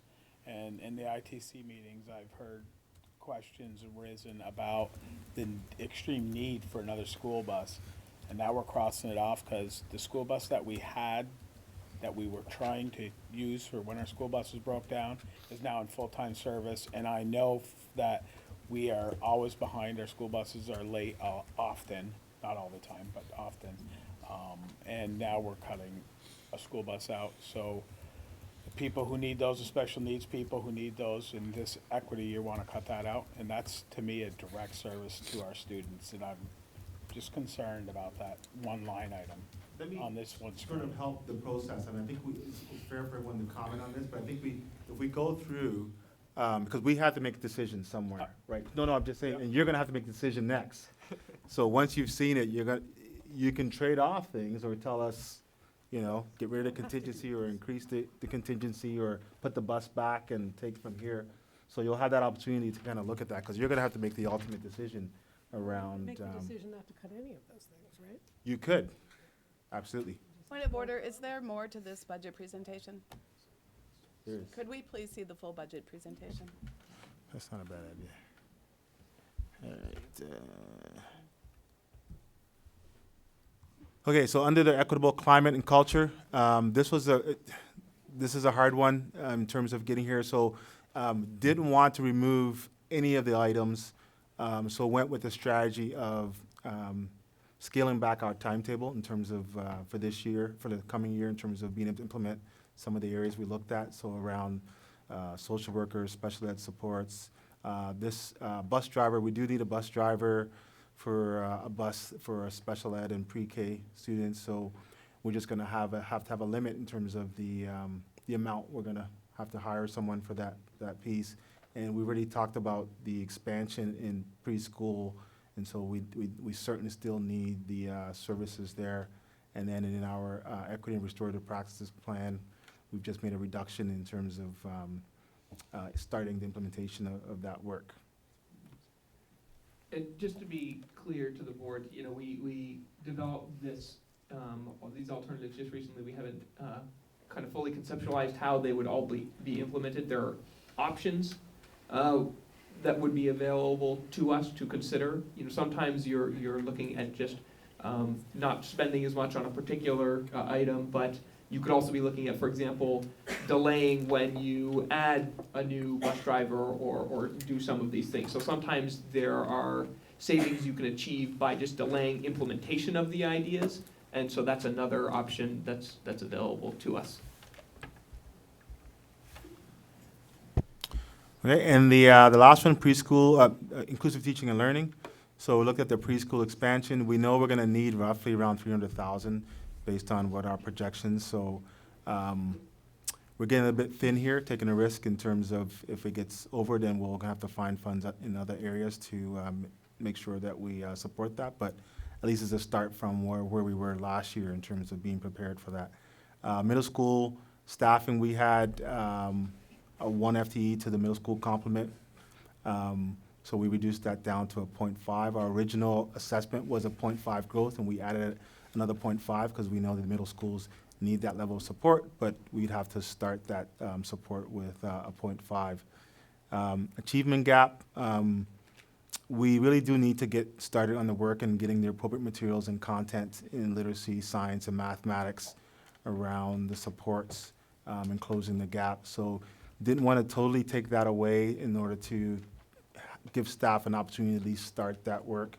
So did a reduction there. And then we had a great plan of starting to sort of increase the school supplies and budgets at every school. And so we just cut that in half in terms of the supports there. Now let's skip this. Let's get to this. All right, so then the last change, you can see here the new investments number, that's significantly lower. It's down to 1.26 million. We also cut $100,000 out of the potential money available to settle our contracts. So that was the last kind of $100,000 in that we wanted or that we needed to reduce the proposal. And so you can see here it just brings us down to a total of $73,160,000 in the general fund. It's a 4.7% spending increase. Total budget figure obviously comes down, and the estimated property tax impact using this alternate set of alternatives is just under 4.25% increase. So that's the number we're looking at. We did do updated potential implications, and again, obviously, you can see that the potential tax on a $231,000 homestead is still going up, although by a lower number, and also you have a slightly further decrease in the rate paid by income payers. Okay. I'm going to go back a couple slides just to for the board to have the conversation. If you look at this this slide here, this essentially gives you the breakdown. The first three numbers are pretty much fixed, and so you do have the numbers in red is where you could play with if you wanted to change this number in terms of we could reduce the investments, or you can increase the investments, you can increase the salary increases, or decrease it back and forth, and we can also go back and exchange some of the items that we've crossed out and make that change at this point if we needed to. Right? I'd like to make a motion.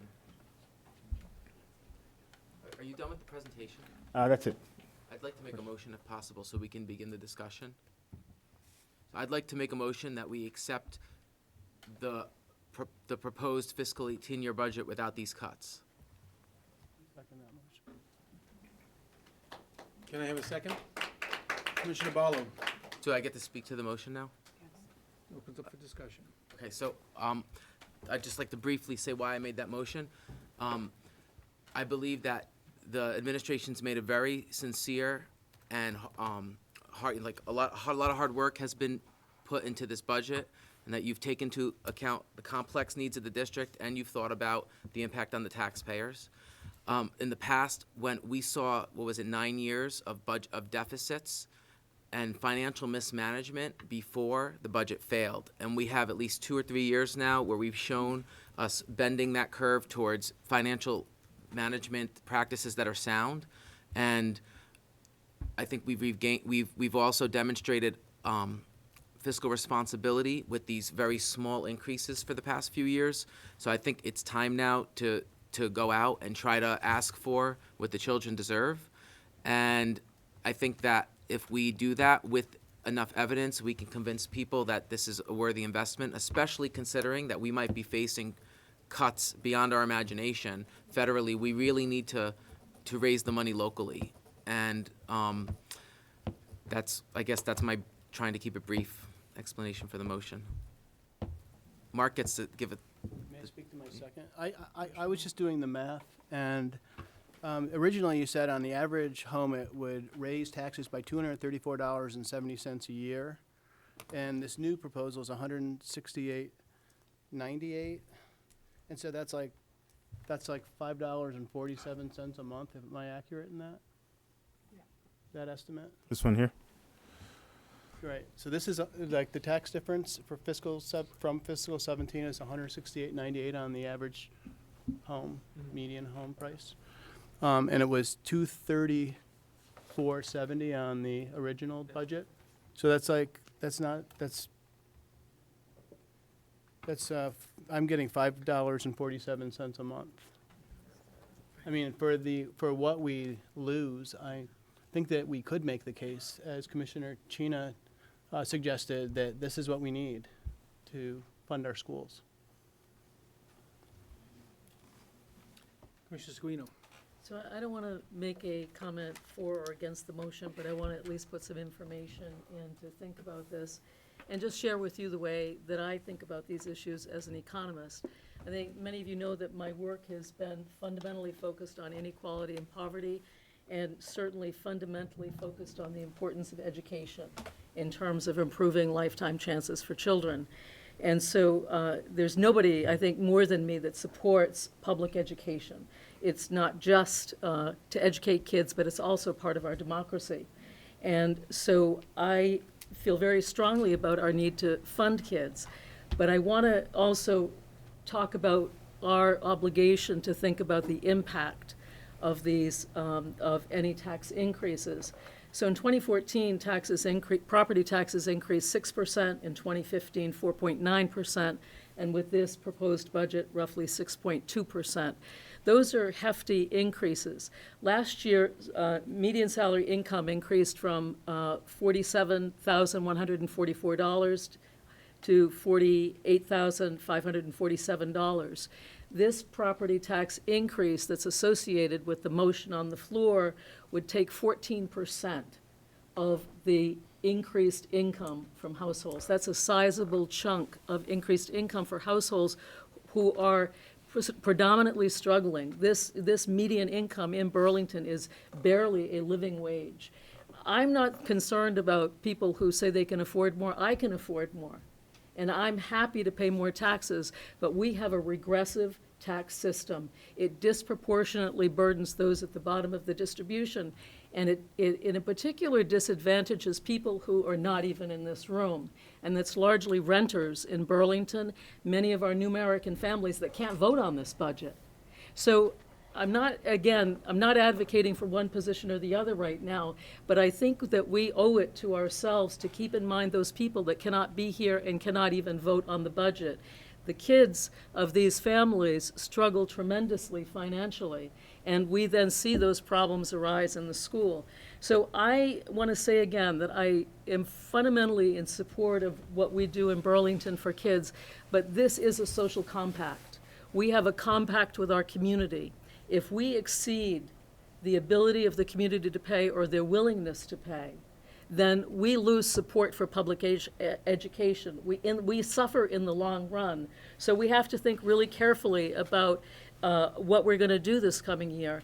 And I want to remind you of something from behavioral psychology, which is that human beings are much more averse to losses than they are to gains. And in particular, studies show that losses are twice as painful psychologically as gains are. And so what we're experiencing right now is a budget that expanded the spending, and we now are all experiencing the psychological effect of having to make cuts. But I want to remind you that these are, in fact, gains over last year, even if we use this lower budget, which comes out at 4.7%. And so I want to just strongly encourage us that we have to go at a pace that our community can afford. And I really strongly encourage us not to forget low-income renters in this community, many who cannot vote for this budget. Thanks. Thank you. Anyone else? Do we not have Act 60 still 46? that is income sensitive?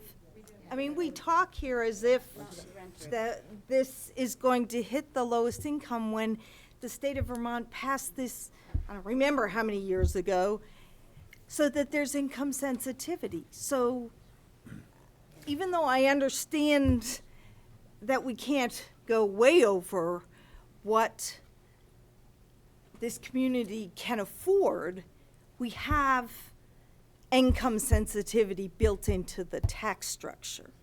Chair, may I just respond? That's true, Kathy. And where the income sensitivity doesn't work is that property owners who rent their buildings pass on property tax increases in the form of higher rent.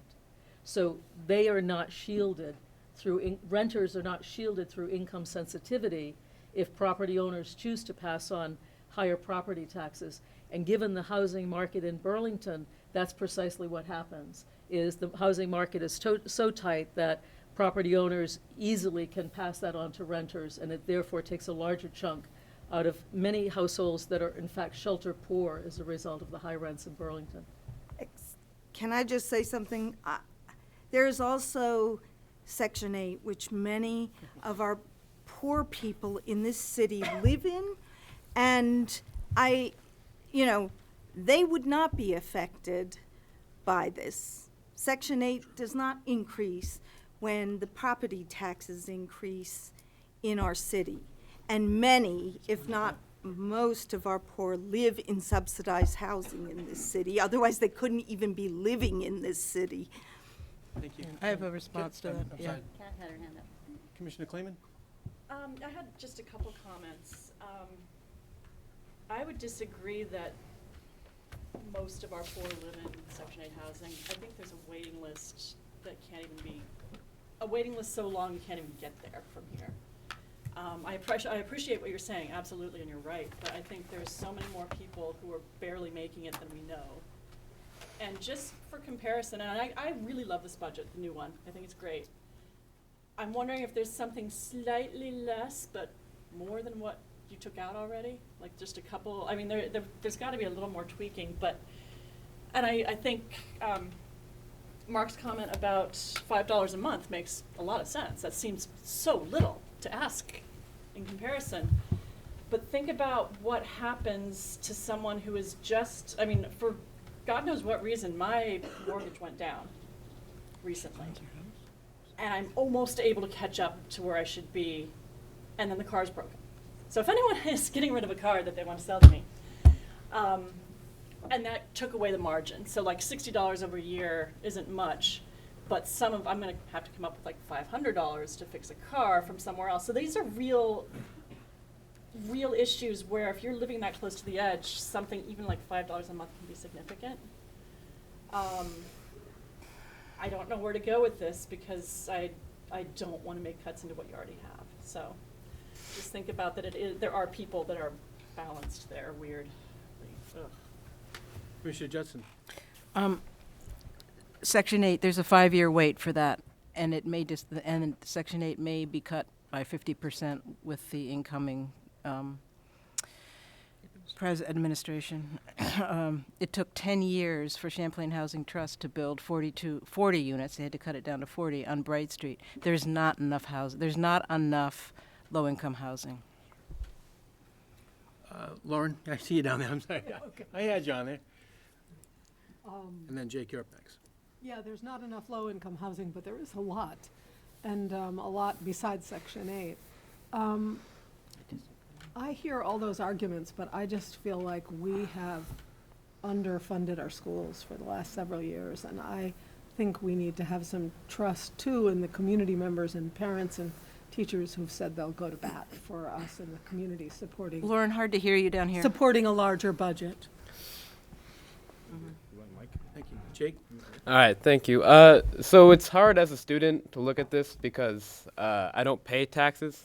Enjoy it while you can. I would like all these new things, but you know, at the end of the day, it does impact someone. I think Stephanie brought up an interesting point that this is impacting our most vulnerable students, our most vulnerable families in our community.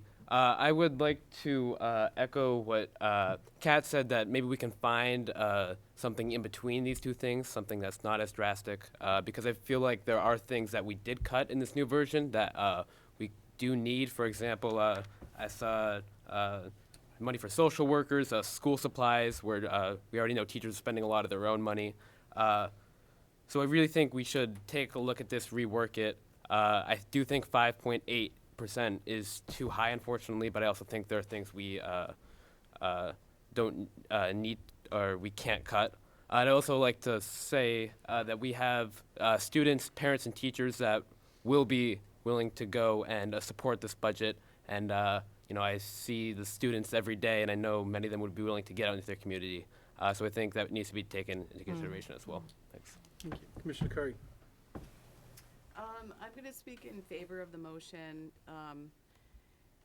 and I understand the economic challenges, particularly for families who are renting and squeezed in the middle. The renter rebate program goes up to $47,000, and those above $47,000, up until they could afford to buy a home, do get squeezed. On the other hand, the tax rate for non-residential properties, the differential increase over the past 4 years has been smaller than the residential rate increase. But overall, I want to thank Superintendent Obang and Director Nathan Lavery for putting a budget together that I feel it really speaks to the strategic goals that we've been discussing all year. And my thinking has completely moved away from line items. I no longer am really interested in line items because that's not my area of expertise. My area of expertise is to look at our policy goals and our strategic goals and rely on the expertise of our staff and our administration to say what kind of budget we need to meet those. And then when we get to next year and the year after, to evaluate whether the budget is achieving those goals. And so I look forward to seeing, whether this budget will achieve those goals, and we do see growth and change in the areas where we need them. So thank you for framing the budget that way and explaining it clearly. Since I've been on the board for the past 4 years, I've been engaged in budget thinking that's been scarcity thinking.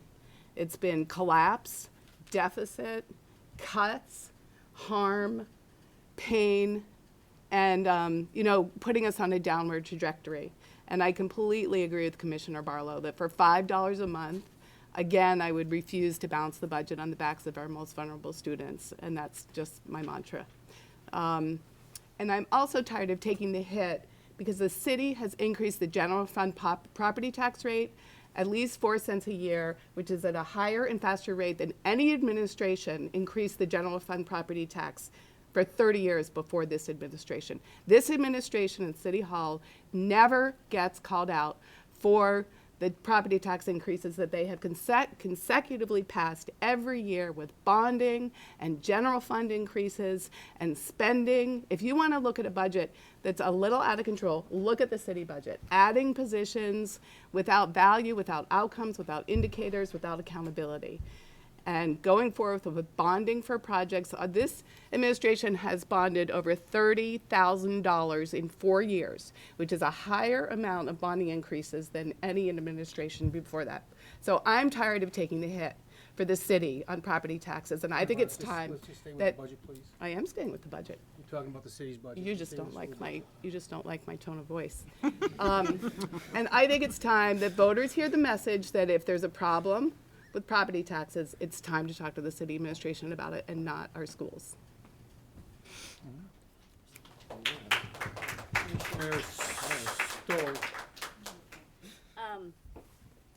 So just a couple of things. I'm intrigued by the idea of perhaps pulling down the contingency fund a little bit. I think we're going from 0 to 700,000 pretty fast. I do understand that it was suggested that we should have 1%, but maybe that's a little more than we need right now. So I think that might be something that I would be willing to just ratchet down a little bit, maybe to the 200, maybe to cut it in half. Otherwise, I feel I'd like to just, mirror what Liz just said. I really think you guys have done an excellent job. And in terms of framing the budget, in terms of creating a budget that's based around our goals. And just to finish, another reason I think that we need to sort of stay where we are and not reach further than we are is we have 2 things coming up in this election. We also have our bond, and we really need our bond to pass. If our bond doesn't pass, it doesn't matter what programs we have because the schools are going to be falling down around our kids' heads, and there's going to be no place to have these programs. So we really need to not only put out a budget that doesn't overstretch our taxpayers, but we also have to present it in a way that we can also get the bond passed, or we're in trouble. So I think we need to keep that in mind. The other thing what I really like about this budget is that it's forward-thinking as opposed to the sort of scarcity mentality. And I know just from conversations that we've had that there are some really exciting things in the offing. One of them is the idea that we know many people in our community, all the board members, I think, and our administration would love to see a more robust language program in our schools. And that's something that we're going to get to, not this year, but we're going to get to it soon. I think there are some more creative educational approaches that people are thinking about, getting kids out of the high school and into the community more. We're going to see more of that coming up. So there's a lot of really exciting things down the pike. And what I don't want us to see is to use it up now when we haven't yet quite got to the point where we can go out and ask the community to really pony up a little bit more money for some of these really exciting new things. So I guess I'm speaking in favor of this budget with a reduction of some amount on the contingency fund. Commissioner Cat, please, or Barlow. Well, I didn't see who was first. I just wanted to suggest, especially with the website piece, there's got to be a parent out there that can donate some time to revamp the website. Or pay someone else. I don't know. Little things like that we should look for. Commissioner Barlow? Yes, another comment on the bond debt service is included in this budget increase. And I'll restate it. The bond debt service is included in this budget increase, so there's no additional impact on the bond to the tax rate beyond what you presented, correct? That's correct. The first year impact is incorporated into what we presented, and if I go back, you see the one untouched number on this screen is the $100,000. That's enough to support $4 million of new debt. So that number, obviously, if we had cut that, we wouldn't have the money to do borrowing in the first year toward the capital plan. So this retains the funding necessary to support our planned borrowing in year one, and if we do get the $19 million authorization. I guess my point is that there isn't any additional impact to the taxpayer. No, it's not in either scenario, right? It's not on top of this. That's So the same. In both scenarios, it's the same. And I guess the second point I would like to make is the contingency fund is exactly that. It's for contingency, and I think it'd be more prudent for us to have contingency so we don't have to make programmatic cuts midway through the year when when unexpected expenses arise, and just try to manage it in a way that we have it next year so we don't have to, whatever we have left in our contingency fund, we won't need to maintain that contingency fund in the following year. So those are the only 2 points I'd like to make. Commissioner Judson. Then Jake, you're up next. I have a crystal ball question for you, Nate. Given that the new tax rate with this afternoon's new information from the state is now 6.2%, correct? No. No.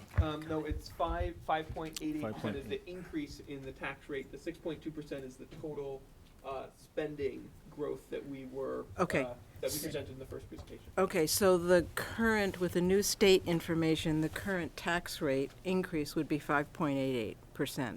Yes. With a crystal ball and your past experience, how much might it go up even more with new state decisions? I would not speculate, but I would say that sometimes the action taken at the state level causes that tax rate impact to actually increase, and sometimes they take action to cause it to decrease. And last year it went up by, at the last minute, by 2%, right? The increase last year, so there's a couple things that changed. Some state action, but then also some change in the CLA, both of which happened subsequent to the board approving its budget. So that's what happened last year. Both of the changes put some upward pressure. What was the increase of? It was so when we discussed and estimated the tax rate impact last year at this time, we were looking at just a tick over 1.7%, and then it ended up being a little over 4.2%. Okay, so this could, at 5.88 right now, given the state's new information from this afternoon, could go up to 6 or 7% increase request. Could. Well, okay. The point is, we don't know, right? We're Right. just speculating. It could go up, and it could go down. Has that ever but happened? The trend has been Yeah. to go up, right? So that's the reality. I mean, we wanted to be upfront about that in terms of letting people know that, what we decide today. And it's probably, I don't know if people have noticed that in the last 20 years, that traditionally happens. So last year, even actually when we were doing this process, We were really excited at one point in the process because based on the figures that we had, we were going to come with a 0% increase because those were numbers were like, and then about 4 hours before we presented, we got new numbers. And then we came back and said, no, we actually need to take some things out. And then by the time we finished, it was 1.72, and then by the summer, it was 4. So we don't know. I mean, we were just speculating. Well, I know. Yeah. I it's said just- it, yeah. yeah. But the trend has been to. But it could go up it from could go up. 5.88, It could go up, yeah. right. Yeah, so it could go up, it could go, you know, it could also go down. I think it might be useful if I just provide a slightly more detailed example, and if it's not useful, then people can forget I brought this up. But since we have a state legislator in our midst here, I thought it would be useful to kind of articulate specifically the type of action that we're talking about. So for example, if the legislature decides to increase the amount of the state's general fund that they transfer to the state education fund, then that puts downward pressure on the tax rate. Instead, you know, because of pressures faced at the state level, that general fund transfer over, you know, kind of recent experience has actually been decreasing as a share of the education fund. And so the result is that an increased burden falls to property and income taxpayers of the education tax rate. So just to, you know, to give an example, if there's more resources at the state level dedicated to the education fund, then that can potentially result in driving those rates down. That's just not, that hasn't been the trend recently because at the state level they've been struggling with the same thing, needing to make reductions over a difficult fiscal period. Jake? Thank you. So the Register is live streaming this, and Jeff Wick pointed out that on the comment section that Vermont does have a renter rebate claim for taxes. Yes, So already talked about it. Tell them we've already gone through that. got it. Will do. Just like to point that out. Thank you. Thank you. Susan Marie? I'm a slow thinker, which is why I'm almost always one of the last people to want to speak, and I find myself persuaded by many of the contradictory things other commissioners have said tonight. But I find myself mostly positively inclined towards the motion on the floor, but somewhat negatively, and like I'm feeling like 65% in favor of it, I suppose, in that it's really important that the bond pass at the same time. And given that we have new information about the CLA rates changing the projected tax implications, I'm feeling inclined, without micromanaging line items, to think we should do something to make at least a gesture in terms of making funding our schools better, more affordable. Although, was it Lauren? I mean, we have been woefully underfunding for the past several years because of factors out of those boards' controls. But we really need both of these pieces to be successful, and it's hard to know how to do that. I haven't spoken yet on this point, so I just want to make sure, and then Commissioner Seguino was after me. I want to make sure everybody understands some things here, because it's real easy to throw down around how income sensitivity works. Let me just touch real fast on the renter rebate. The renter rebate is an item that's applicable to renters under $47,000 to one person in the household. Okay? So in Burlington, where I have some apartments, you have service people working there, people that work in the restaurants, and so on. I'm only allowed to give one of those forms to whoever wants to use it in that household. The rest of them, it's not applicable to. All right? Also, there's people that are on Section 8, I've dealt with also, that I've given renter rebates to, and they say, what do you want me to do with this? Because I'm not even gonna, it's not even gonna matter. They're told by their tax people, wherever they might take it, or actually they get the free help when they go downtown, that it's not even gonna matter. Because it's only on the portion of what they pay for rent. All right, so if it's $1,000 rent, they're subsidized by Section 8 for $900, they're only paying $1,200 a year times a percentage, that's what's left over applicable towards a reduction in taxes, and it's just very, very minimal, because in some cases, they're not paying any taxes anyways. So they're only suffering from the rental increase itself. So I just want to make sure before this is exactly the way this renter rebate works. It's not, and Kat's down there shaking her head, yeah. It's not the end-all of income sensitivity that we have to watch out for. I mean, that's easy. Brian, I would think that with the concern for federal funding cuts potentiality coming this fall, which would be a month into this, be 4 months into the year that we're voting on, that you'd be even more concerned about having even greater increases impact us. Because we're voting on the year of the potential for the cuts to come to the federal funding. The only thing, so I'm right now in favor of option B, and I even say that grudgingly, because yesterday I was very much in favor of option A when it was going to cost between 3% and 4%. I think it's very palatable. I worry greatly about the budget not passing. It'd be devastating. Devastating. If we don't get this bond through, then we've got to try to find all this money over the next 10 years or suffer the consequences of, do any of us want to sit there and say, hey, I can appreciate the danger that's involved, but sprinklers are not what I can afford. Or I can appreciate the fact that, somebody's in a wheelchair, but we made a mistake back when we did the budget. I mean, these are some of the things that bother me greatly, that we might not be able to get these things done. I also think not only of the poor, but also of the people on fixed income. So let's not even really call them the poor. This is the middle income that get a 0.3% increase this year in Social Security, and some of them, that's all they live on, right? And they've been whacked on their pensions from the 2008 hit, and they still haven't recovered from that. So there's a whole other group of people out there. It's not just the poor that we're worried about. It's the middle class that struggles every day. It's the service industry workers that live in Burlington, that are all over here, that don't see any of this and don't see any of the benefits from income sensitivity. And they're really struggling. They're struggling all the time. This is the group that's not here. I can appreciate, Susie, you being here. Thank you so much for being here, because as my neighbor Karen Newman mentioned the other day, when I asked her, I said, I need you guys to come out and lobby for these areas on this budget. She goes, Mark, we're exactly the population that can't get out here to get to these meetings, because we have to take care of our children at home. And so I think we need to make sure that we're speaking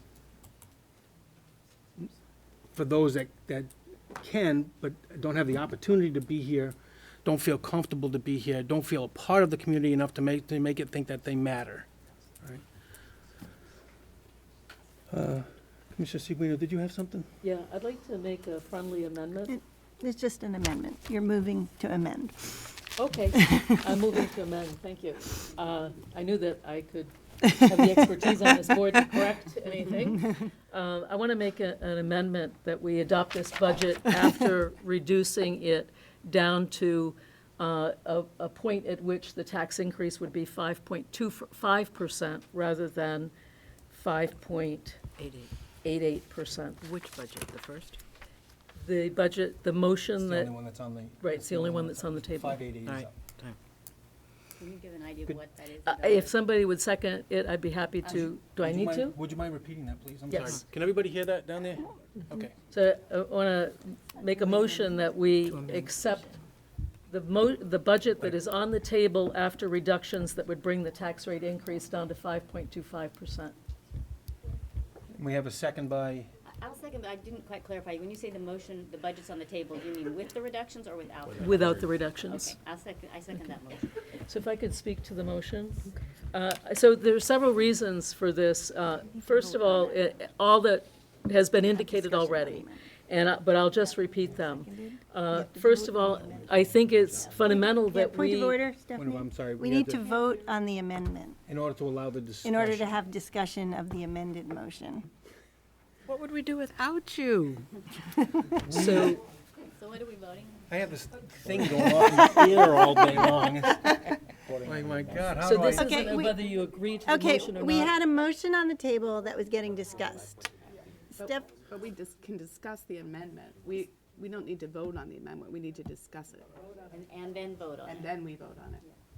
So we discuss, so the motion is made and seconded, and then discussion on the amendment is allowed, and then you vote on the amendment, and then you vote on the entire motion. And then you can yes, So yes. we need to discuss the amendment right now. Correct, Not yes. vote on it. So Stephanie should go back to her. Okay, discussion. so there are, I guess, three reasons. One is the bond issue. I think we want to try to balance our need to pass the bond. The other is the uncertainty, not only with the federal government, but as we have heard, the trend has been for even when we vote on these budgets for the tax increase, the tax rate to increase. I think that 6% is a psychological barrier, and 5.88% puts us dangerously close to 6%. And so I think that I will just say this, that if, without precluding that it is that we turn to the superintendent to identify those things that I'm thinking about that are important to keep are the bus, the spending on the achievement gap, and the social worker, for example. But I want to, defer to others on that. But that's my thinking, that we could maintain some of those things and do some of the additional cuts. 5.25% would give us some room in case that increased. It wouldn't put us over the 6% barrier, which I think would make it a struggle. And I want to say again that I know that this community works very hard and parents work very hard to pass budgets, but I just want to encourage you all to be forward thinking. This is a social compact. It's not about winning or losing. It's about bringing everybody with us. And if we go too far, we risk damaging our ability to fund things in the future. So I hope you don't see that this is not a one-shot game. We have to be thinking of the future. So that's my argument for the motion, the amendment. Can I second it? Can I talk Yikes. next? Commissioner Spalzer. I also support this amendment. I would love to know if someone, because I think for the discussion it would be helpful. I don't like to think about things in terms of tax rates, because my experience has been that we could talk all day about trying to keep it under 6 and it's still going to get over 6. What I like about this amendment is it's saying, I think in these second round of cuts, there are some things that can be done, whether it's the website, whether it's the contingency, some things that aren't directly related to kids, that don't touch some of those other things. So I like this amendment because I think it's asking for a small chunk to be taken out of the original budget we were talking about, and I'm totally comfortable leaving it to the administration. I think that's the way it should go. I would love to know, Nate, is there like a quick back of the envelope what we're talking about? If we, There is. is it some, okay, well, is it, yeah, I guess I'd say I support this very strongly. I hope it's in the ballpark of $200,000. I'm hoping that's It's 500. 4 or 5, okay. So if I understood correctly, what was suggested was, and really the question I'm being asked is, what is the reduction from the original proposal that would be necessary to put our current tax rate increase estimate at 5.25%? I think I captured that correctly, and the answer is that it would require a reduction about $365,000 from that original proposal. Okay, and so to finish up my comment, I would say I am in favor of that. I do think that's about equivalent to cutting the contingency in half, which would be one thing you could do, but I certainly would leave that to the administration to determine what would be appropriate. It changes the question. Mark. I'm sorry. Commissioner Cheena. So I wanted to say this before the amendment, but I think it's even more timely after the amendment. So, Well, we haven't voted on the amendment yet. right, but I so, think it's yeah. even more timely now. So, I have mixed feelings about your amendment. I'm not totally opposed to it because I hear where you're coming from. I understand your concern about taxes. I think you, Stephanie, I'm saying you, I think you raised some very good points about the flaws of our taxation system and the flaws of our economy, and the fact that people who have wealth continue to extract wealth from people who don't, by the way the system is designed. And then when we try to create opportunities for people, it just gets extracted more from those who can least afford it, and that's really unfortunate. I do think it's important to listen to our auditors when they talk about having a contingency fund, and I'm concerned about gutting it, which is, it seems like that proposal did. So I would ask if we were gonna do anything that we don't overcut the contingency fund. I also feel really uncomfortable about cutting expenses related to the people who need it the most, to the most vulnerable students, and I saw some of that on the equity slide. I also feel like we're painting ourselves into a corner by budgeting too little for the negotiations. I think it's unrealistic to expect that the unions are going to settle for what we're budgeting, and we will need some wiggle room like we did last time if we don't settle below that amount. So we may have to make cuts, and the administration did a really great job of juggling a lot and making things work without us having money, and you may have to do that again. So I just want to be realistic about that. I just want to make a little statement about my concerns about the bigger picture. It is related to this budget, but it's going to get macro for a second, so just bear with me, which is that, once again, we're sitting here debating these small differences, and I feel like we're fighting for scraps. When we live in a society that's one of the wealthiest on the planet, and where there's such disparity. And I really think we may have to compromise on this and trim a little, but ultimately we need to move forward with confidence that we're doing the right thing for the children by advocating for these expenses, and that we're investing in our collective future. And I think we need to do a better job of explaining that investment to the taxpayers and have hope that this will pass. And Stephanie, I think you're right. I think you said that we need to be thinking in the long term. We do. We can't just think, oh, we're going to win this. It's like every year this is going to be a battle until we change the taxation system. And there is a movement right now in our state around reforming the state taxation system. There's a report that's going to be coming out about this proposal about changing income sensitivity so that we tax people above $100,000 a lot more than they get taxed now. And you can bet there's going to be resistance by the people who make that money, a lot of which are the landlords who are charging the higher rent when you tax them $5 more a month. So I think that we need to remember this. And we need to work together on the bigger picture so that we can continue to invest in the common good. That's my little Point of order, I would like to request that we vote on whether or not to amend the motion, which simply changes the question on the table, and then we can continue discussing, but we're discussing a different question if the amendment passes. Discussion can still continue, but so in order, voting in favor of amending, voting in favor to amend the motion does not mean you are voting in favor of taking that action. Voting to amend the motion is a vote to change the question on the table. And to clarify, then after that, we would go back to the original one, so you're No, not giving no. up the original. If we vote yes, Brian Right, made a but motion once to that's done. accept, to adopt Yeah, if the it very fails, first right. budget. But if this amendment fails, Then we go back revert back to the yes, other one. to the original motion, yes. I think it would clarify what's the question on the table. Why So aren't we, I don't understand why we're still not discussing the amendment, the amended motion. We still need to discuss the amended motion. So we're in discussion. So I don't understand, seems like are you we're- calling the question, or? the question of the amendment. So let's just keep going where we're going right now. So let's just keep going. We're talking right now regarding the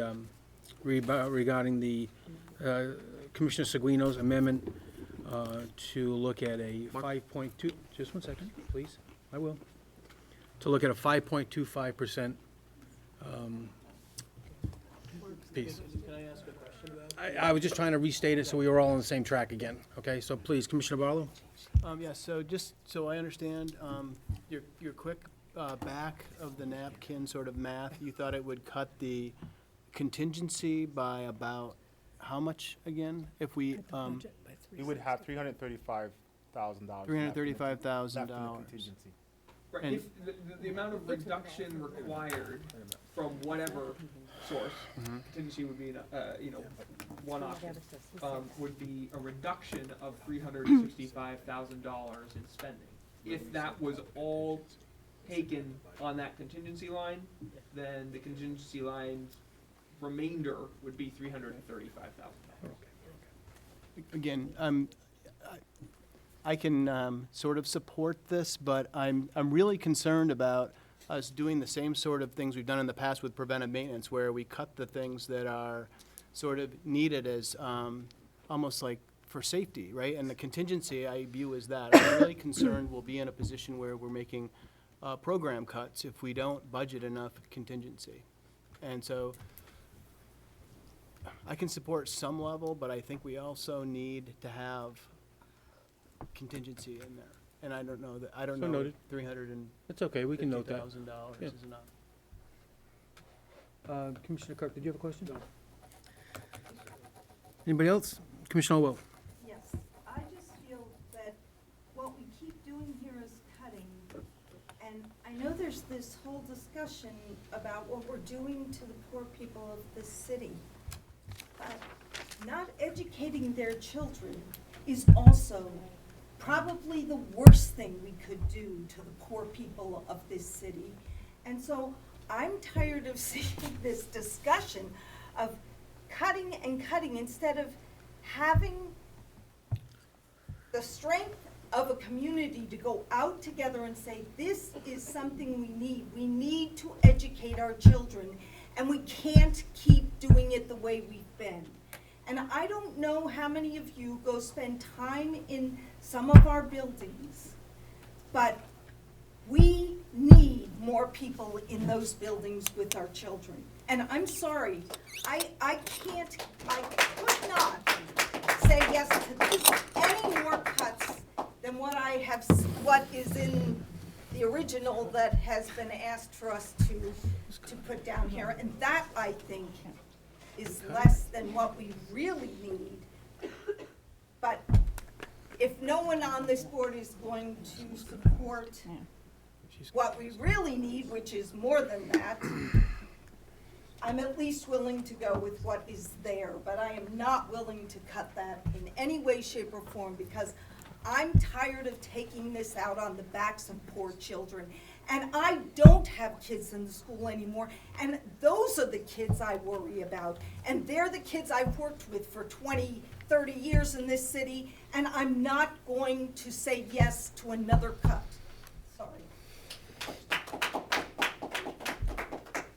Anyone else? Commissioner Curry. I'm just gonna say that I'm not gonna support the amendment, just because I think that I've seen state changes have a positive impact and a negative impact, and there isn't any consistent trend that goes up and down every year or every other year. There's various changes all the time. I think overall, my sense from the legislature is that they've given a lot of pressure to school districts, and they've given a lot of rewards to the ones that are complying with policy, and I don't get the sense that this year there's going to be any significant proposals on the table that defund the education fund that caused the rate to go up, not after this CLA. I think if the CLA adjustment is this bad for us, it's likely to be bad for others. The farther away we get from 10 years, the impact is like this for most towns. So I'm hedging that the legislature is not going to be a significant factor. And again, I'm not focusing on line items, I'm focusing on the overall health of the budget. And because of the federal situation, I think we're at risk. And because of negotiations with 8 bargaining units, I think we're at risk. Passing a budget, I've been on the board and involved with the board when budgets were passed at much higher rates. It's about the story you tell, and it's about getting the message out to the community, and it's about the actual dollar increase that people face every year, and we're looking at $20 a month. That will be a hardship for a small group of Burlington residents. Otherwise, property taxes are deductible. Vermont has the most circuit breakers of any education funding policy in the nation. So there's 2 sides to the coin, and I've been looking at the other side for 3 years, and that side's gotten pretty dull. So I'm ready to look at the other side that is a picture where I think that we have to take responsibility for moving forward at a policy level to promote the health of our school. So I'm not worried about competing with the bond, because the bond payment is in here. So it's in the $234 increase a year. So I'm not going to support the amendment. Amended motion.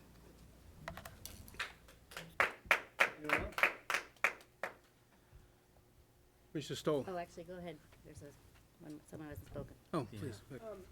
Well, as a student, it's clearly really hard to look at this and not have a bias. And I completely hear all, like, I don't pay taxes, like Jake said, so it's really hard to relate. But, like, I do really understand all of the pressure and all the, like, hardships that come from that. That being said, as a student in the school district and having been in the Burlington School District since kindergarten, I think that we need to do all we can to support the students first. And I know I don't know a lot about finance and all that, but that's just my 2 cents. Thank you. Commissioner Stoll, then I'm going to say something. Please go ahead. So I guess I would take issue, I don't think it's about the story, Liz. I think it's about the actual impact on people's lives. Yes, it's making sure that we're educating our children right, and I totally hear you, Kathy. But, you know, it's also making sure that people in our community, possibly those same people, kids that we want to educate, have food on their table, okay? And I think it's a very hard way to balance things. So I don't think it's about the story. I really don't. I really think it's about the money and the effect it has on people's lives. And so I guess I would just, I also, though, was really taken by Brian's comment that we are squabbling over the scraps. And this discussion does come back to, it harks back to those crazy discussions of a couple of years ago where we put things on the board and decided what we could cross off. And Jeannie was telling us what this would save and what that would save, and it was completely not any connection to reality, right? And this discussion harks a little bit back to that. So I need to say I will vote in favor of the amendment, but I will also happily vote in favor of the original budget if the amendment fails. But let me tell you something that I'm concerned about, and I'm going to speak right to the audience here. This isn't going to be very popular. But at the start of this meeting, we heard public comment, and what I heard was that if we don't put kindergarten paras back, that we're not going to get the support of the PTOs. Okay, I'm glad to hear that. I heard you say you'd feel better about it, but just from the way that it has been talked about in the community, there is a sense when you're on the board of being a bit held hostage, and that if we don't give everybody everything, then there will be no support. And I want to go out, I want to pass this budget, I want to make it work, I want to get our community behind us. I don't want to be quibbling over the scraps anymore, I really don't. And I'm feeling now, at this point in the meeting, like there is an understanding of where we're at. At the start of the meeting, I didn't get that. From the emails I received today, many emails, mostly pretty nice, but not all of them, that, you know, I didn't feel that. At that point, I felt a split, that there was this lack of understanding, that there was a lot of money out there that the board was holding back. So I guess I'm asking for your help whether or not we have kindergarten paras. I'm asking for your help whether or not we cut this last $350,000, because we need to be in it together and stop squabbling over the scraps. We're in it together regardless, because it has to be done. And you can count on us. But you can tell from here that we support the original budget. Nate, could I ask you to go back to the Plan B budget? That reflected $960,000 in cuts. Good for you.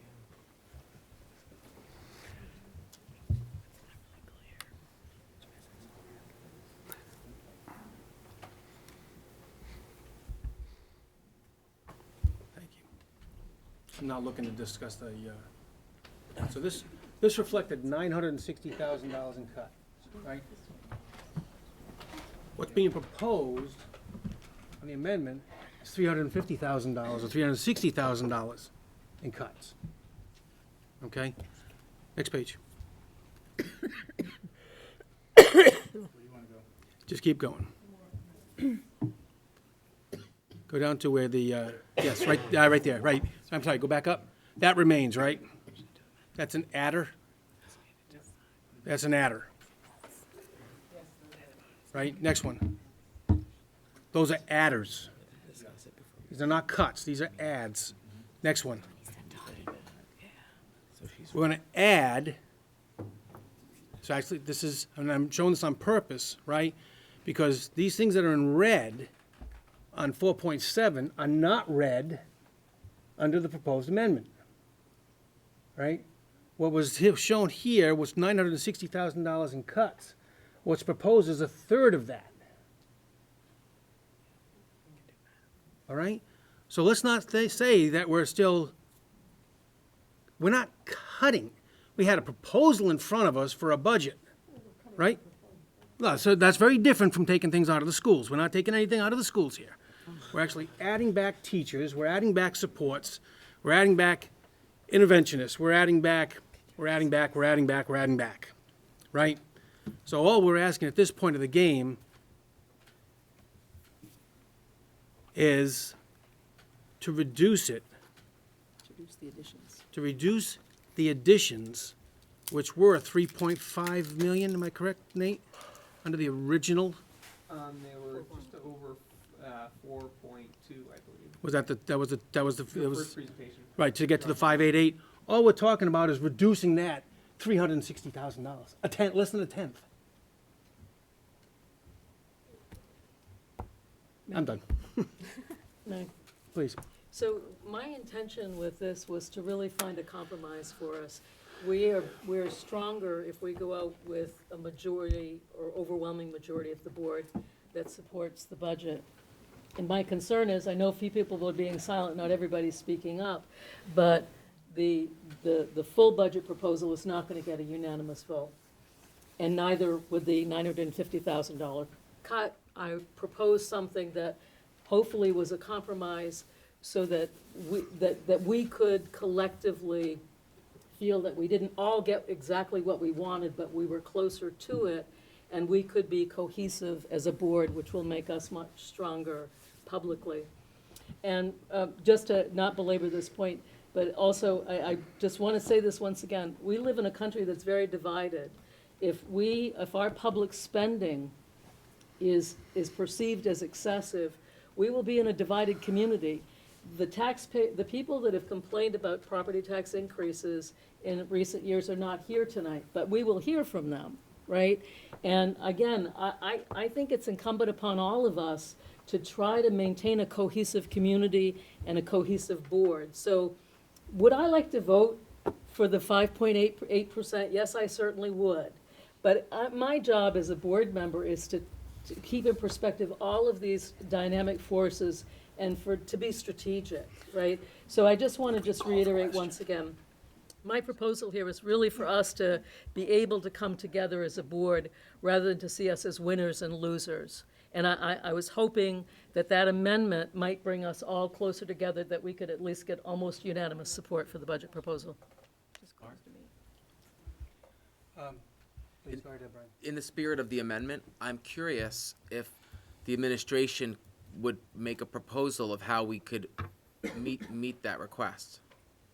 Because you gave us, yeah, Stephanie's, like, what would that look like? Where would you cut the 360? Yeah. We would reduce the contingency, That's all you would do? and I would reduce the contingency. That's all you would do? The website? So what would, can you give us an exact number? Like, what would the contingency go from to? We'd be left with 335,000 in the contingency. So we wouldn't be completely complying with the suggestion of the auditor. We would be going half the amount they're suggesting? Absolutely. Up from 0 in the past. Yeah, but It's not a requirement, it's just their recommendation. can you make that point that you just made to me? I mean, Yeah.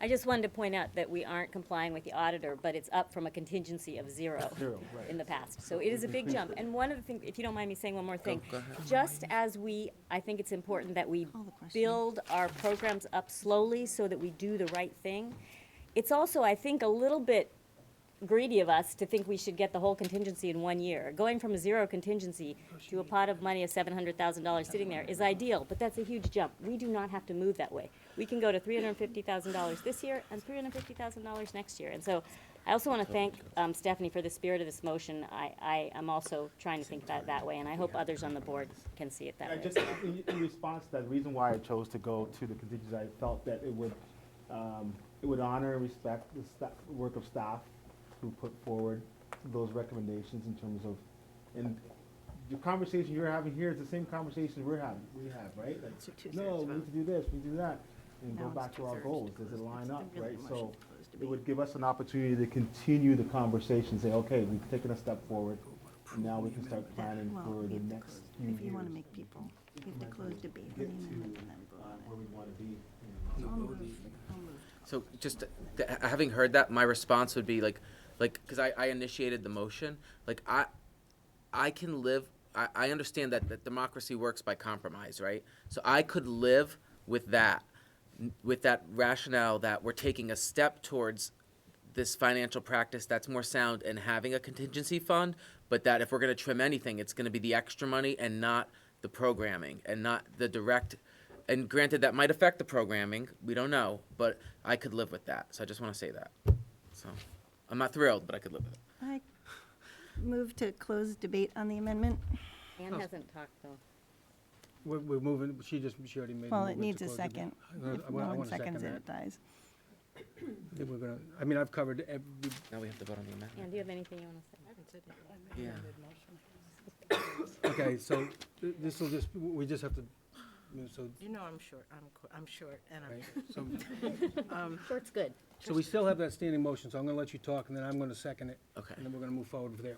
Okay, I'm going to talk about the standing motion to go from 5.88% tax increase to 5.25, taking it out of the contingency. I want to say that, just, as an FYI, if we take it out of the contingency and we ended up with $360,000 about in the contingency, if we have the unknown of, say, 2 students who enter the school after after July 1st, who need out of town placement for their special needs, that's $200,000 right there, because each student would be about $100,000.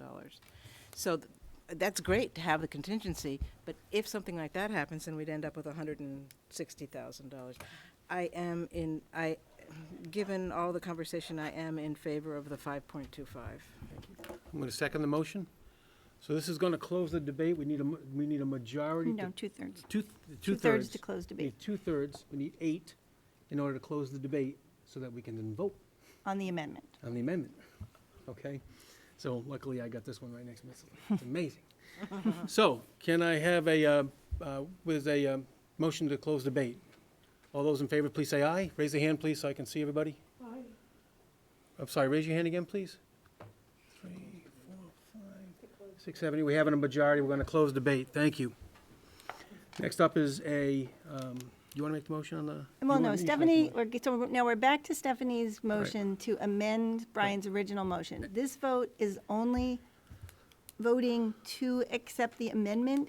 It is not the actual vote Yes. on the budget. Okay. It Got is simply, do we want to change the question on the table in the way that Stephanie approved it? Okay. I mean, Stephanie moved it. Yeah, sorry. Would you like to restate it?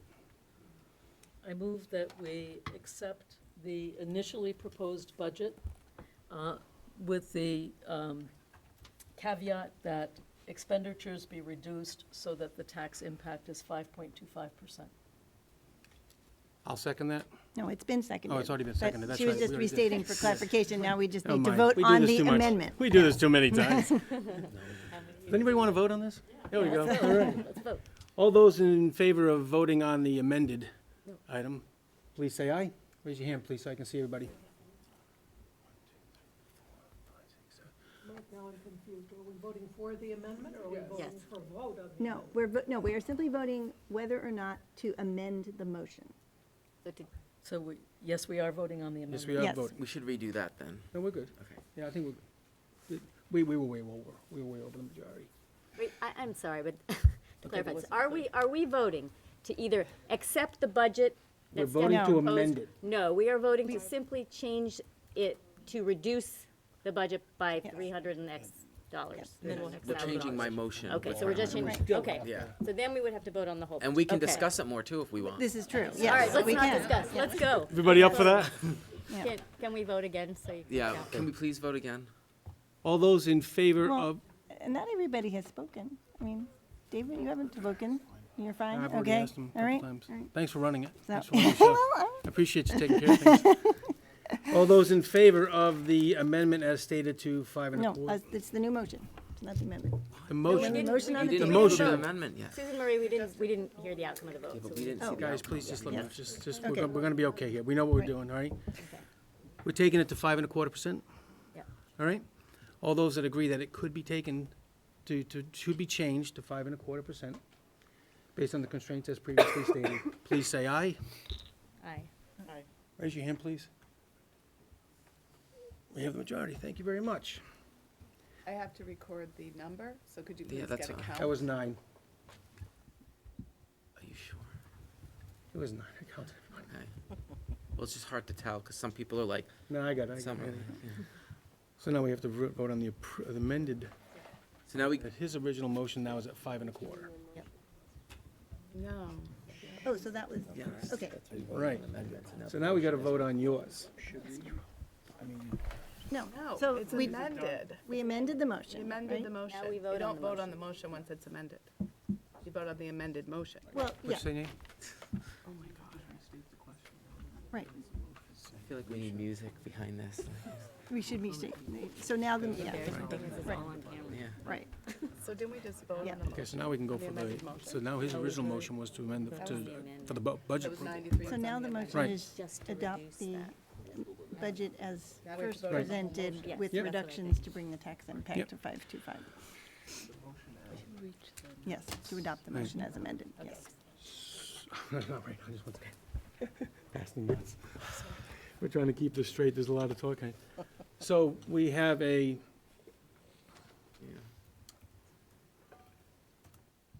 we have an amended motion to approve the budget. That amended amount is 5.25 with the constraints as stated. All those in favor of the motion, of the amended motion to approve the budget, please say aye. Raise your hand, please. I wanted to discuss it more. 8. Motion passes. We have an approved budget. Take the nose. Take the nose. I didn't hear any abstentions. Well, you didn't ask for them. For no votes. She only did the count. You need the count on the positive? Well, there's a 8 vo- to 4. 8 to 4, yeah. David, did you vote? Yes, we had We everybody do here. have to ask for abstentions, but it counts as a no. It does. Yeah. Wish we could have discussed it more, I'm curious. All right, now I got one more. Don't care, I'm gonna just go right into the bond. I'm gonna get the bond. To reinforce what you just said, so I know it's interesting how we shifted to almost having a reduction conversation, right? But at the end of the day, what we've just done is added 1.76 million investment into the system with the Makes tax sense. impact of 5.25. So let's not lose that fact that we've actually added, you know, I know. You wanna make the motion for the bond? Yep. Move to, I move to request the Burlington City Council to place on the ballot of the annual city meeting to be held on March 7th, 2017, the following question. Shall Burlington's voters authorize the city council to issue general obligation bonds or notes in an amount not to exceed 19 million for the purpose of accomplishing capital improvements at each of the school district's buildings in order to eliminate or substantially reduce the deferred maintenance of such buildings in order to preserve their value for future educational use? I'll second the motion. All those in favor of the motion? Oh, yeah, discussion, geez Louise, didn't we already do this one time? Any discussion on the bond? Mr. Commissioner Barlow? Trying to build public support. Last night, at the city council meeting, Dave Harnett suggested that perhaps we should tweak the language so that people understand, voters understand, that we're not spending all 19 million in 1 year, and the impact will be sort of phased in over 4 to 5 years. And I'm wondering if that is something, if we vote affirmatively on this, that could still be tweaked, or would the language that we are voting on now be the language that has to be put on the ballot? Because I know that there was, I think that you had said you were going to look into that. Just to make it more palatable and more likely to pass. I guess the board could pass a resolution that gives us some direction around communicating with our lawyers to see if we can tweak the current language that you have now, unless someone has wording that would go into right now, that you could propose that. Kat? I'd like to propose an amendment. We do just what Yao said. You don't need to. You don't need to. No, adopt the motion with the capacity to tweak the language.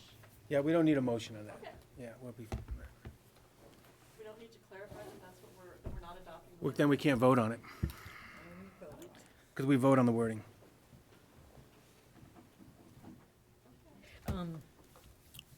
I'm happy to suggest some language. Certainly, go right ahead. Okay, I'm ad-libbing here a bit, folks, but I'm going to read from the original motion and try to add this piece in. You ready, Liz? So, shall Burlington's voters authorize the city council to issue general obligation bonds or notes in an amount not to exceed $19 million to be used as a capital reserve fund to be expended over a 10-year period of time for the purpose of accomplishing, and the rest is the same, capital improvements at each of the school district's buildings in order to eliminate or substantially reduce the deferred maintenance of such buildings in order to preserve their value for future educational use. So I've inserted the phrase, actually, what phrase did I To be insert? expended over a 10-year period. For a capital reserve fund to be expended over a 10-year period of time. Any problems? No, it sounds good. I guess I would, if it gets approved, I would still run it through our legal just to make sure. It sounds good. Any change, though, you can bring it back We to can us. bring it And if back, we have to okay. get together for, if we have to get together for a quorum on a vote on something, we can certainly do that. That's what I wanted to make sure. Okay.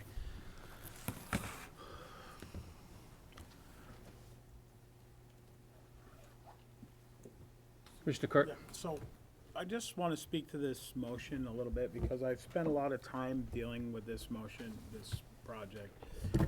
And I can't emphasize how important it is to get our buildings back up, especially in the needs of safety and security for our students.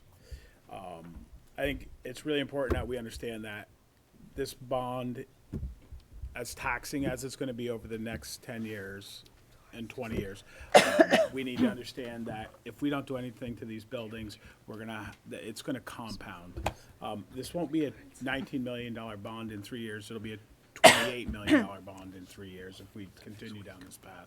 So I would like everybody to understand the importance of getting this bond passed at the board level and get it passed out in the public. This is probably as important as the budget, and people really need to take that home and understand how important this one thing is. Will compound faster than any bargaining group or student impacts in this city will affect us if we don't take care of these problems soon. So for that reason, I would like to second the amended language Stephanie just proposed. Sure. Okay. Any further discussion on the amended language? All those in favor Of what? The amended Your amendment. language. of the Can you read amendment? it again? You can read it right out next to you. Just roll it. Could you read it again? I'm not reading it again, I'm sorry.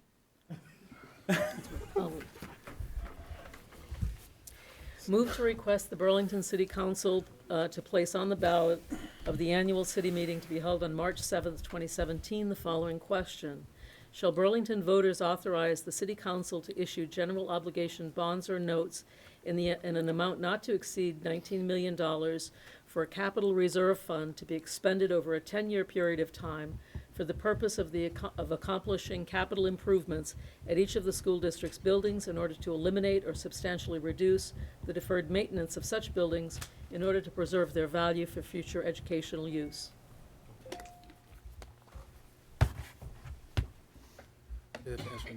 All those in favor of the amended motion, right? All those of amending the Any motion. further discussion?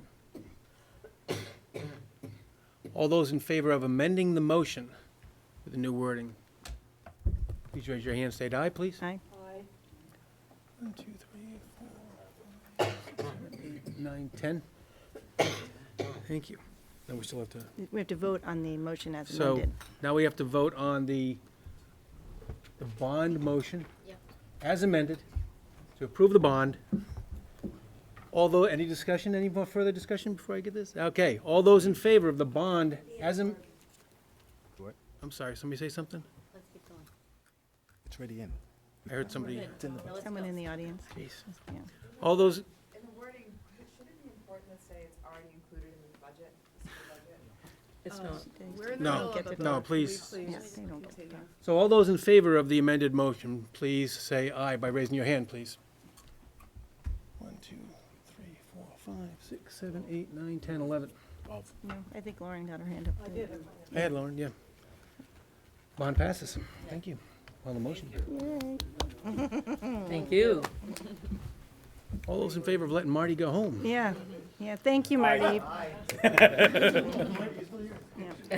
So next up on the agenda, yes, there is. It is approval of the consent agenda items. Can I have a motion to approve the consent So agenda? moved. Commissioner Harrington, can I have a second? Commissioner Judson, all those in favor of the consent, any discussion on the consent agenda?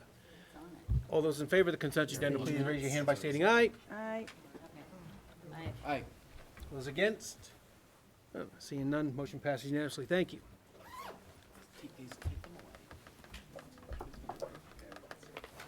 Down. Who's that? I can't, I don't. Okay. If I have to do an agenda change, you just cancel No. the call. I mean, All right. So we will not be, our Attorney Joe McNeil is sick, so he will not be here tonight. So we will not have. Can you just have a moment? I need to confirm. Sure. Table. Motion to table 5.1. Pardon me? Motion to table 5.1. Yes, I second. But it's up to you, whatever. We need a majority on that, anything? No, good? You go with it? So what did we, just 1 second, please.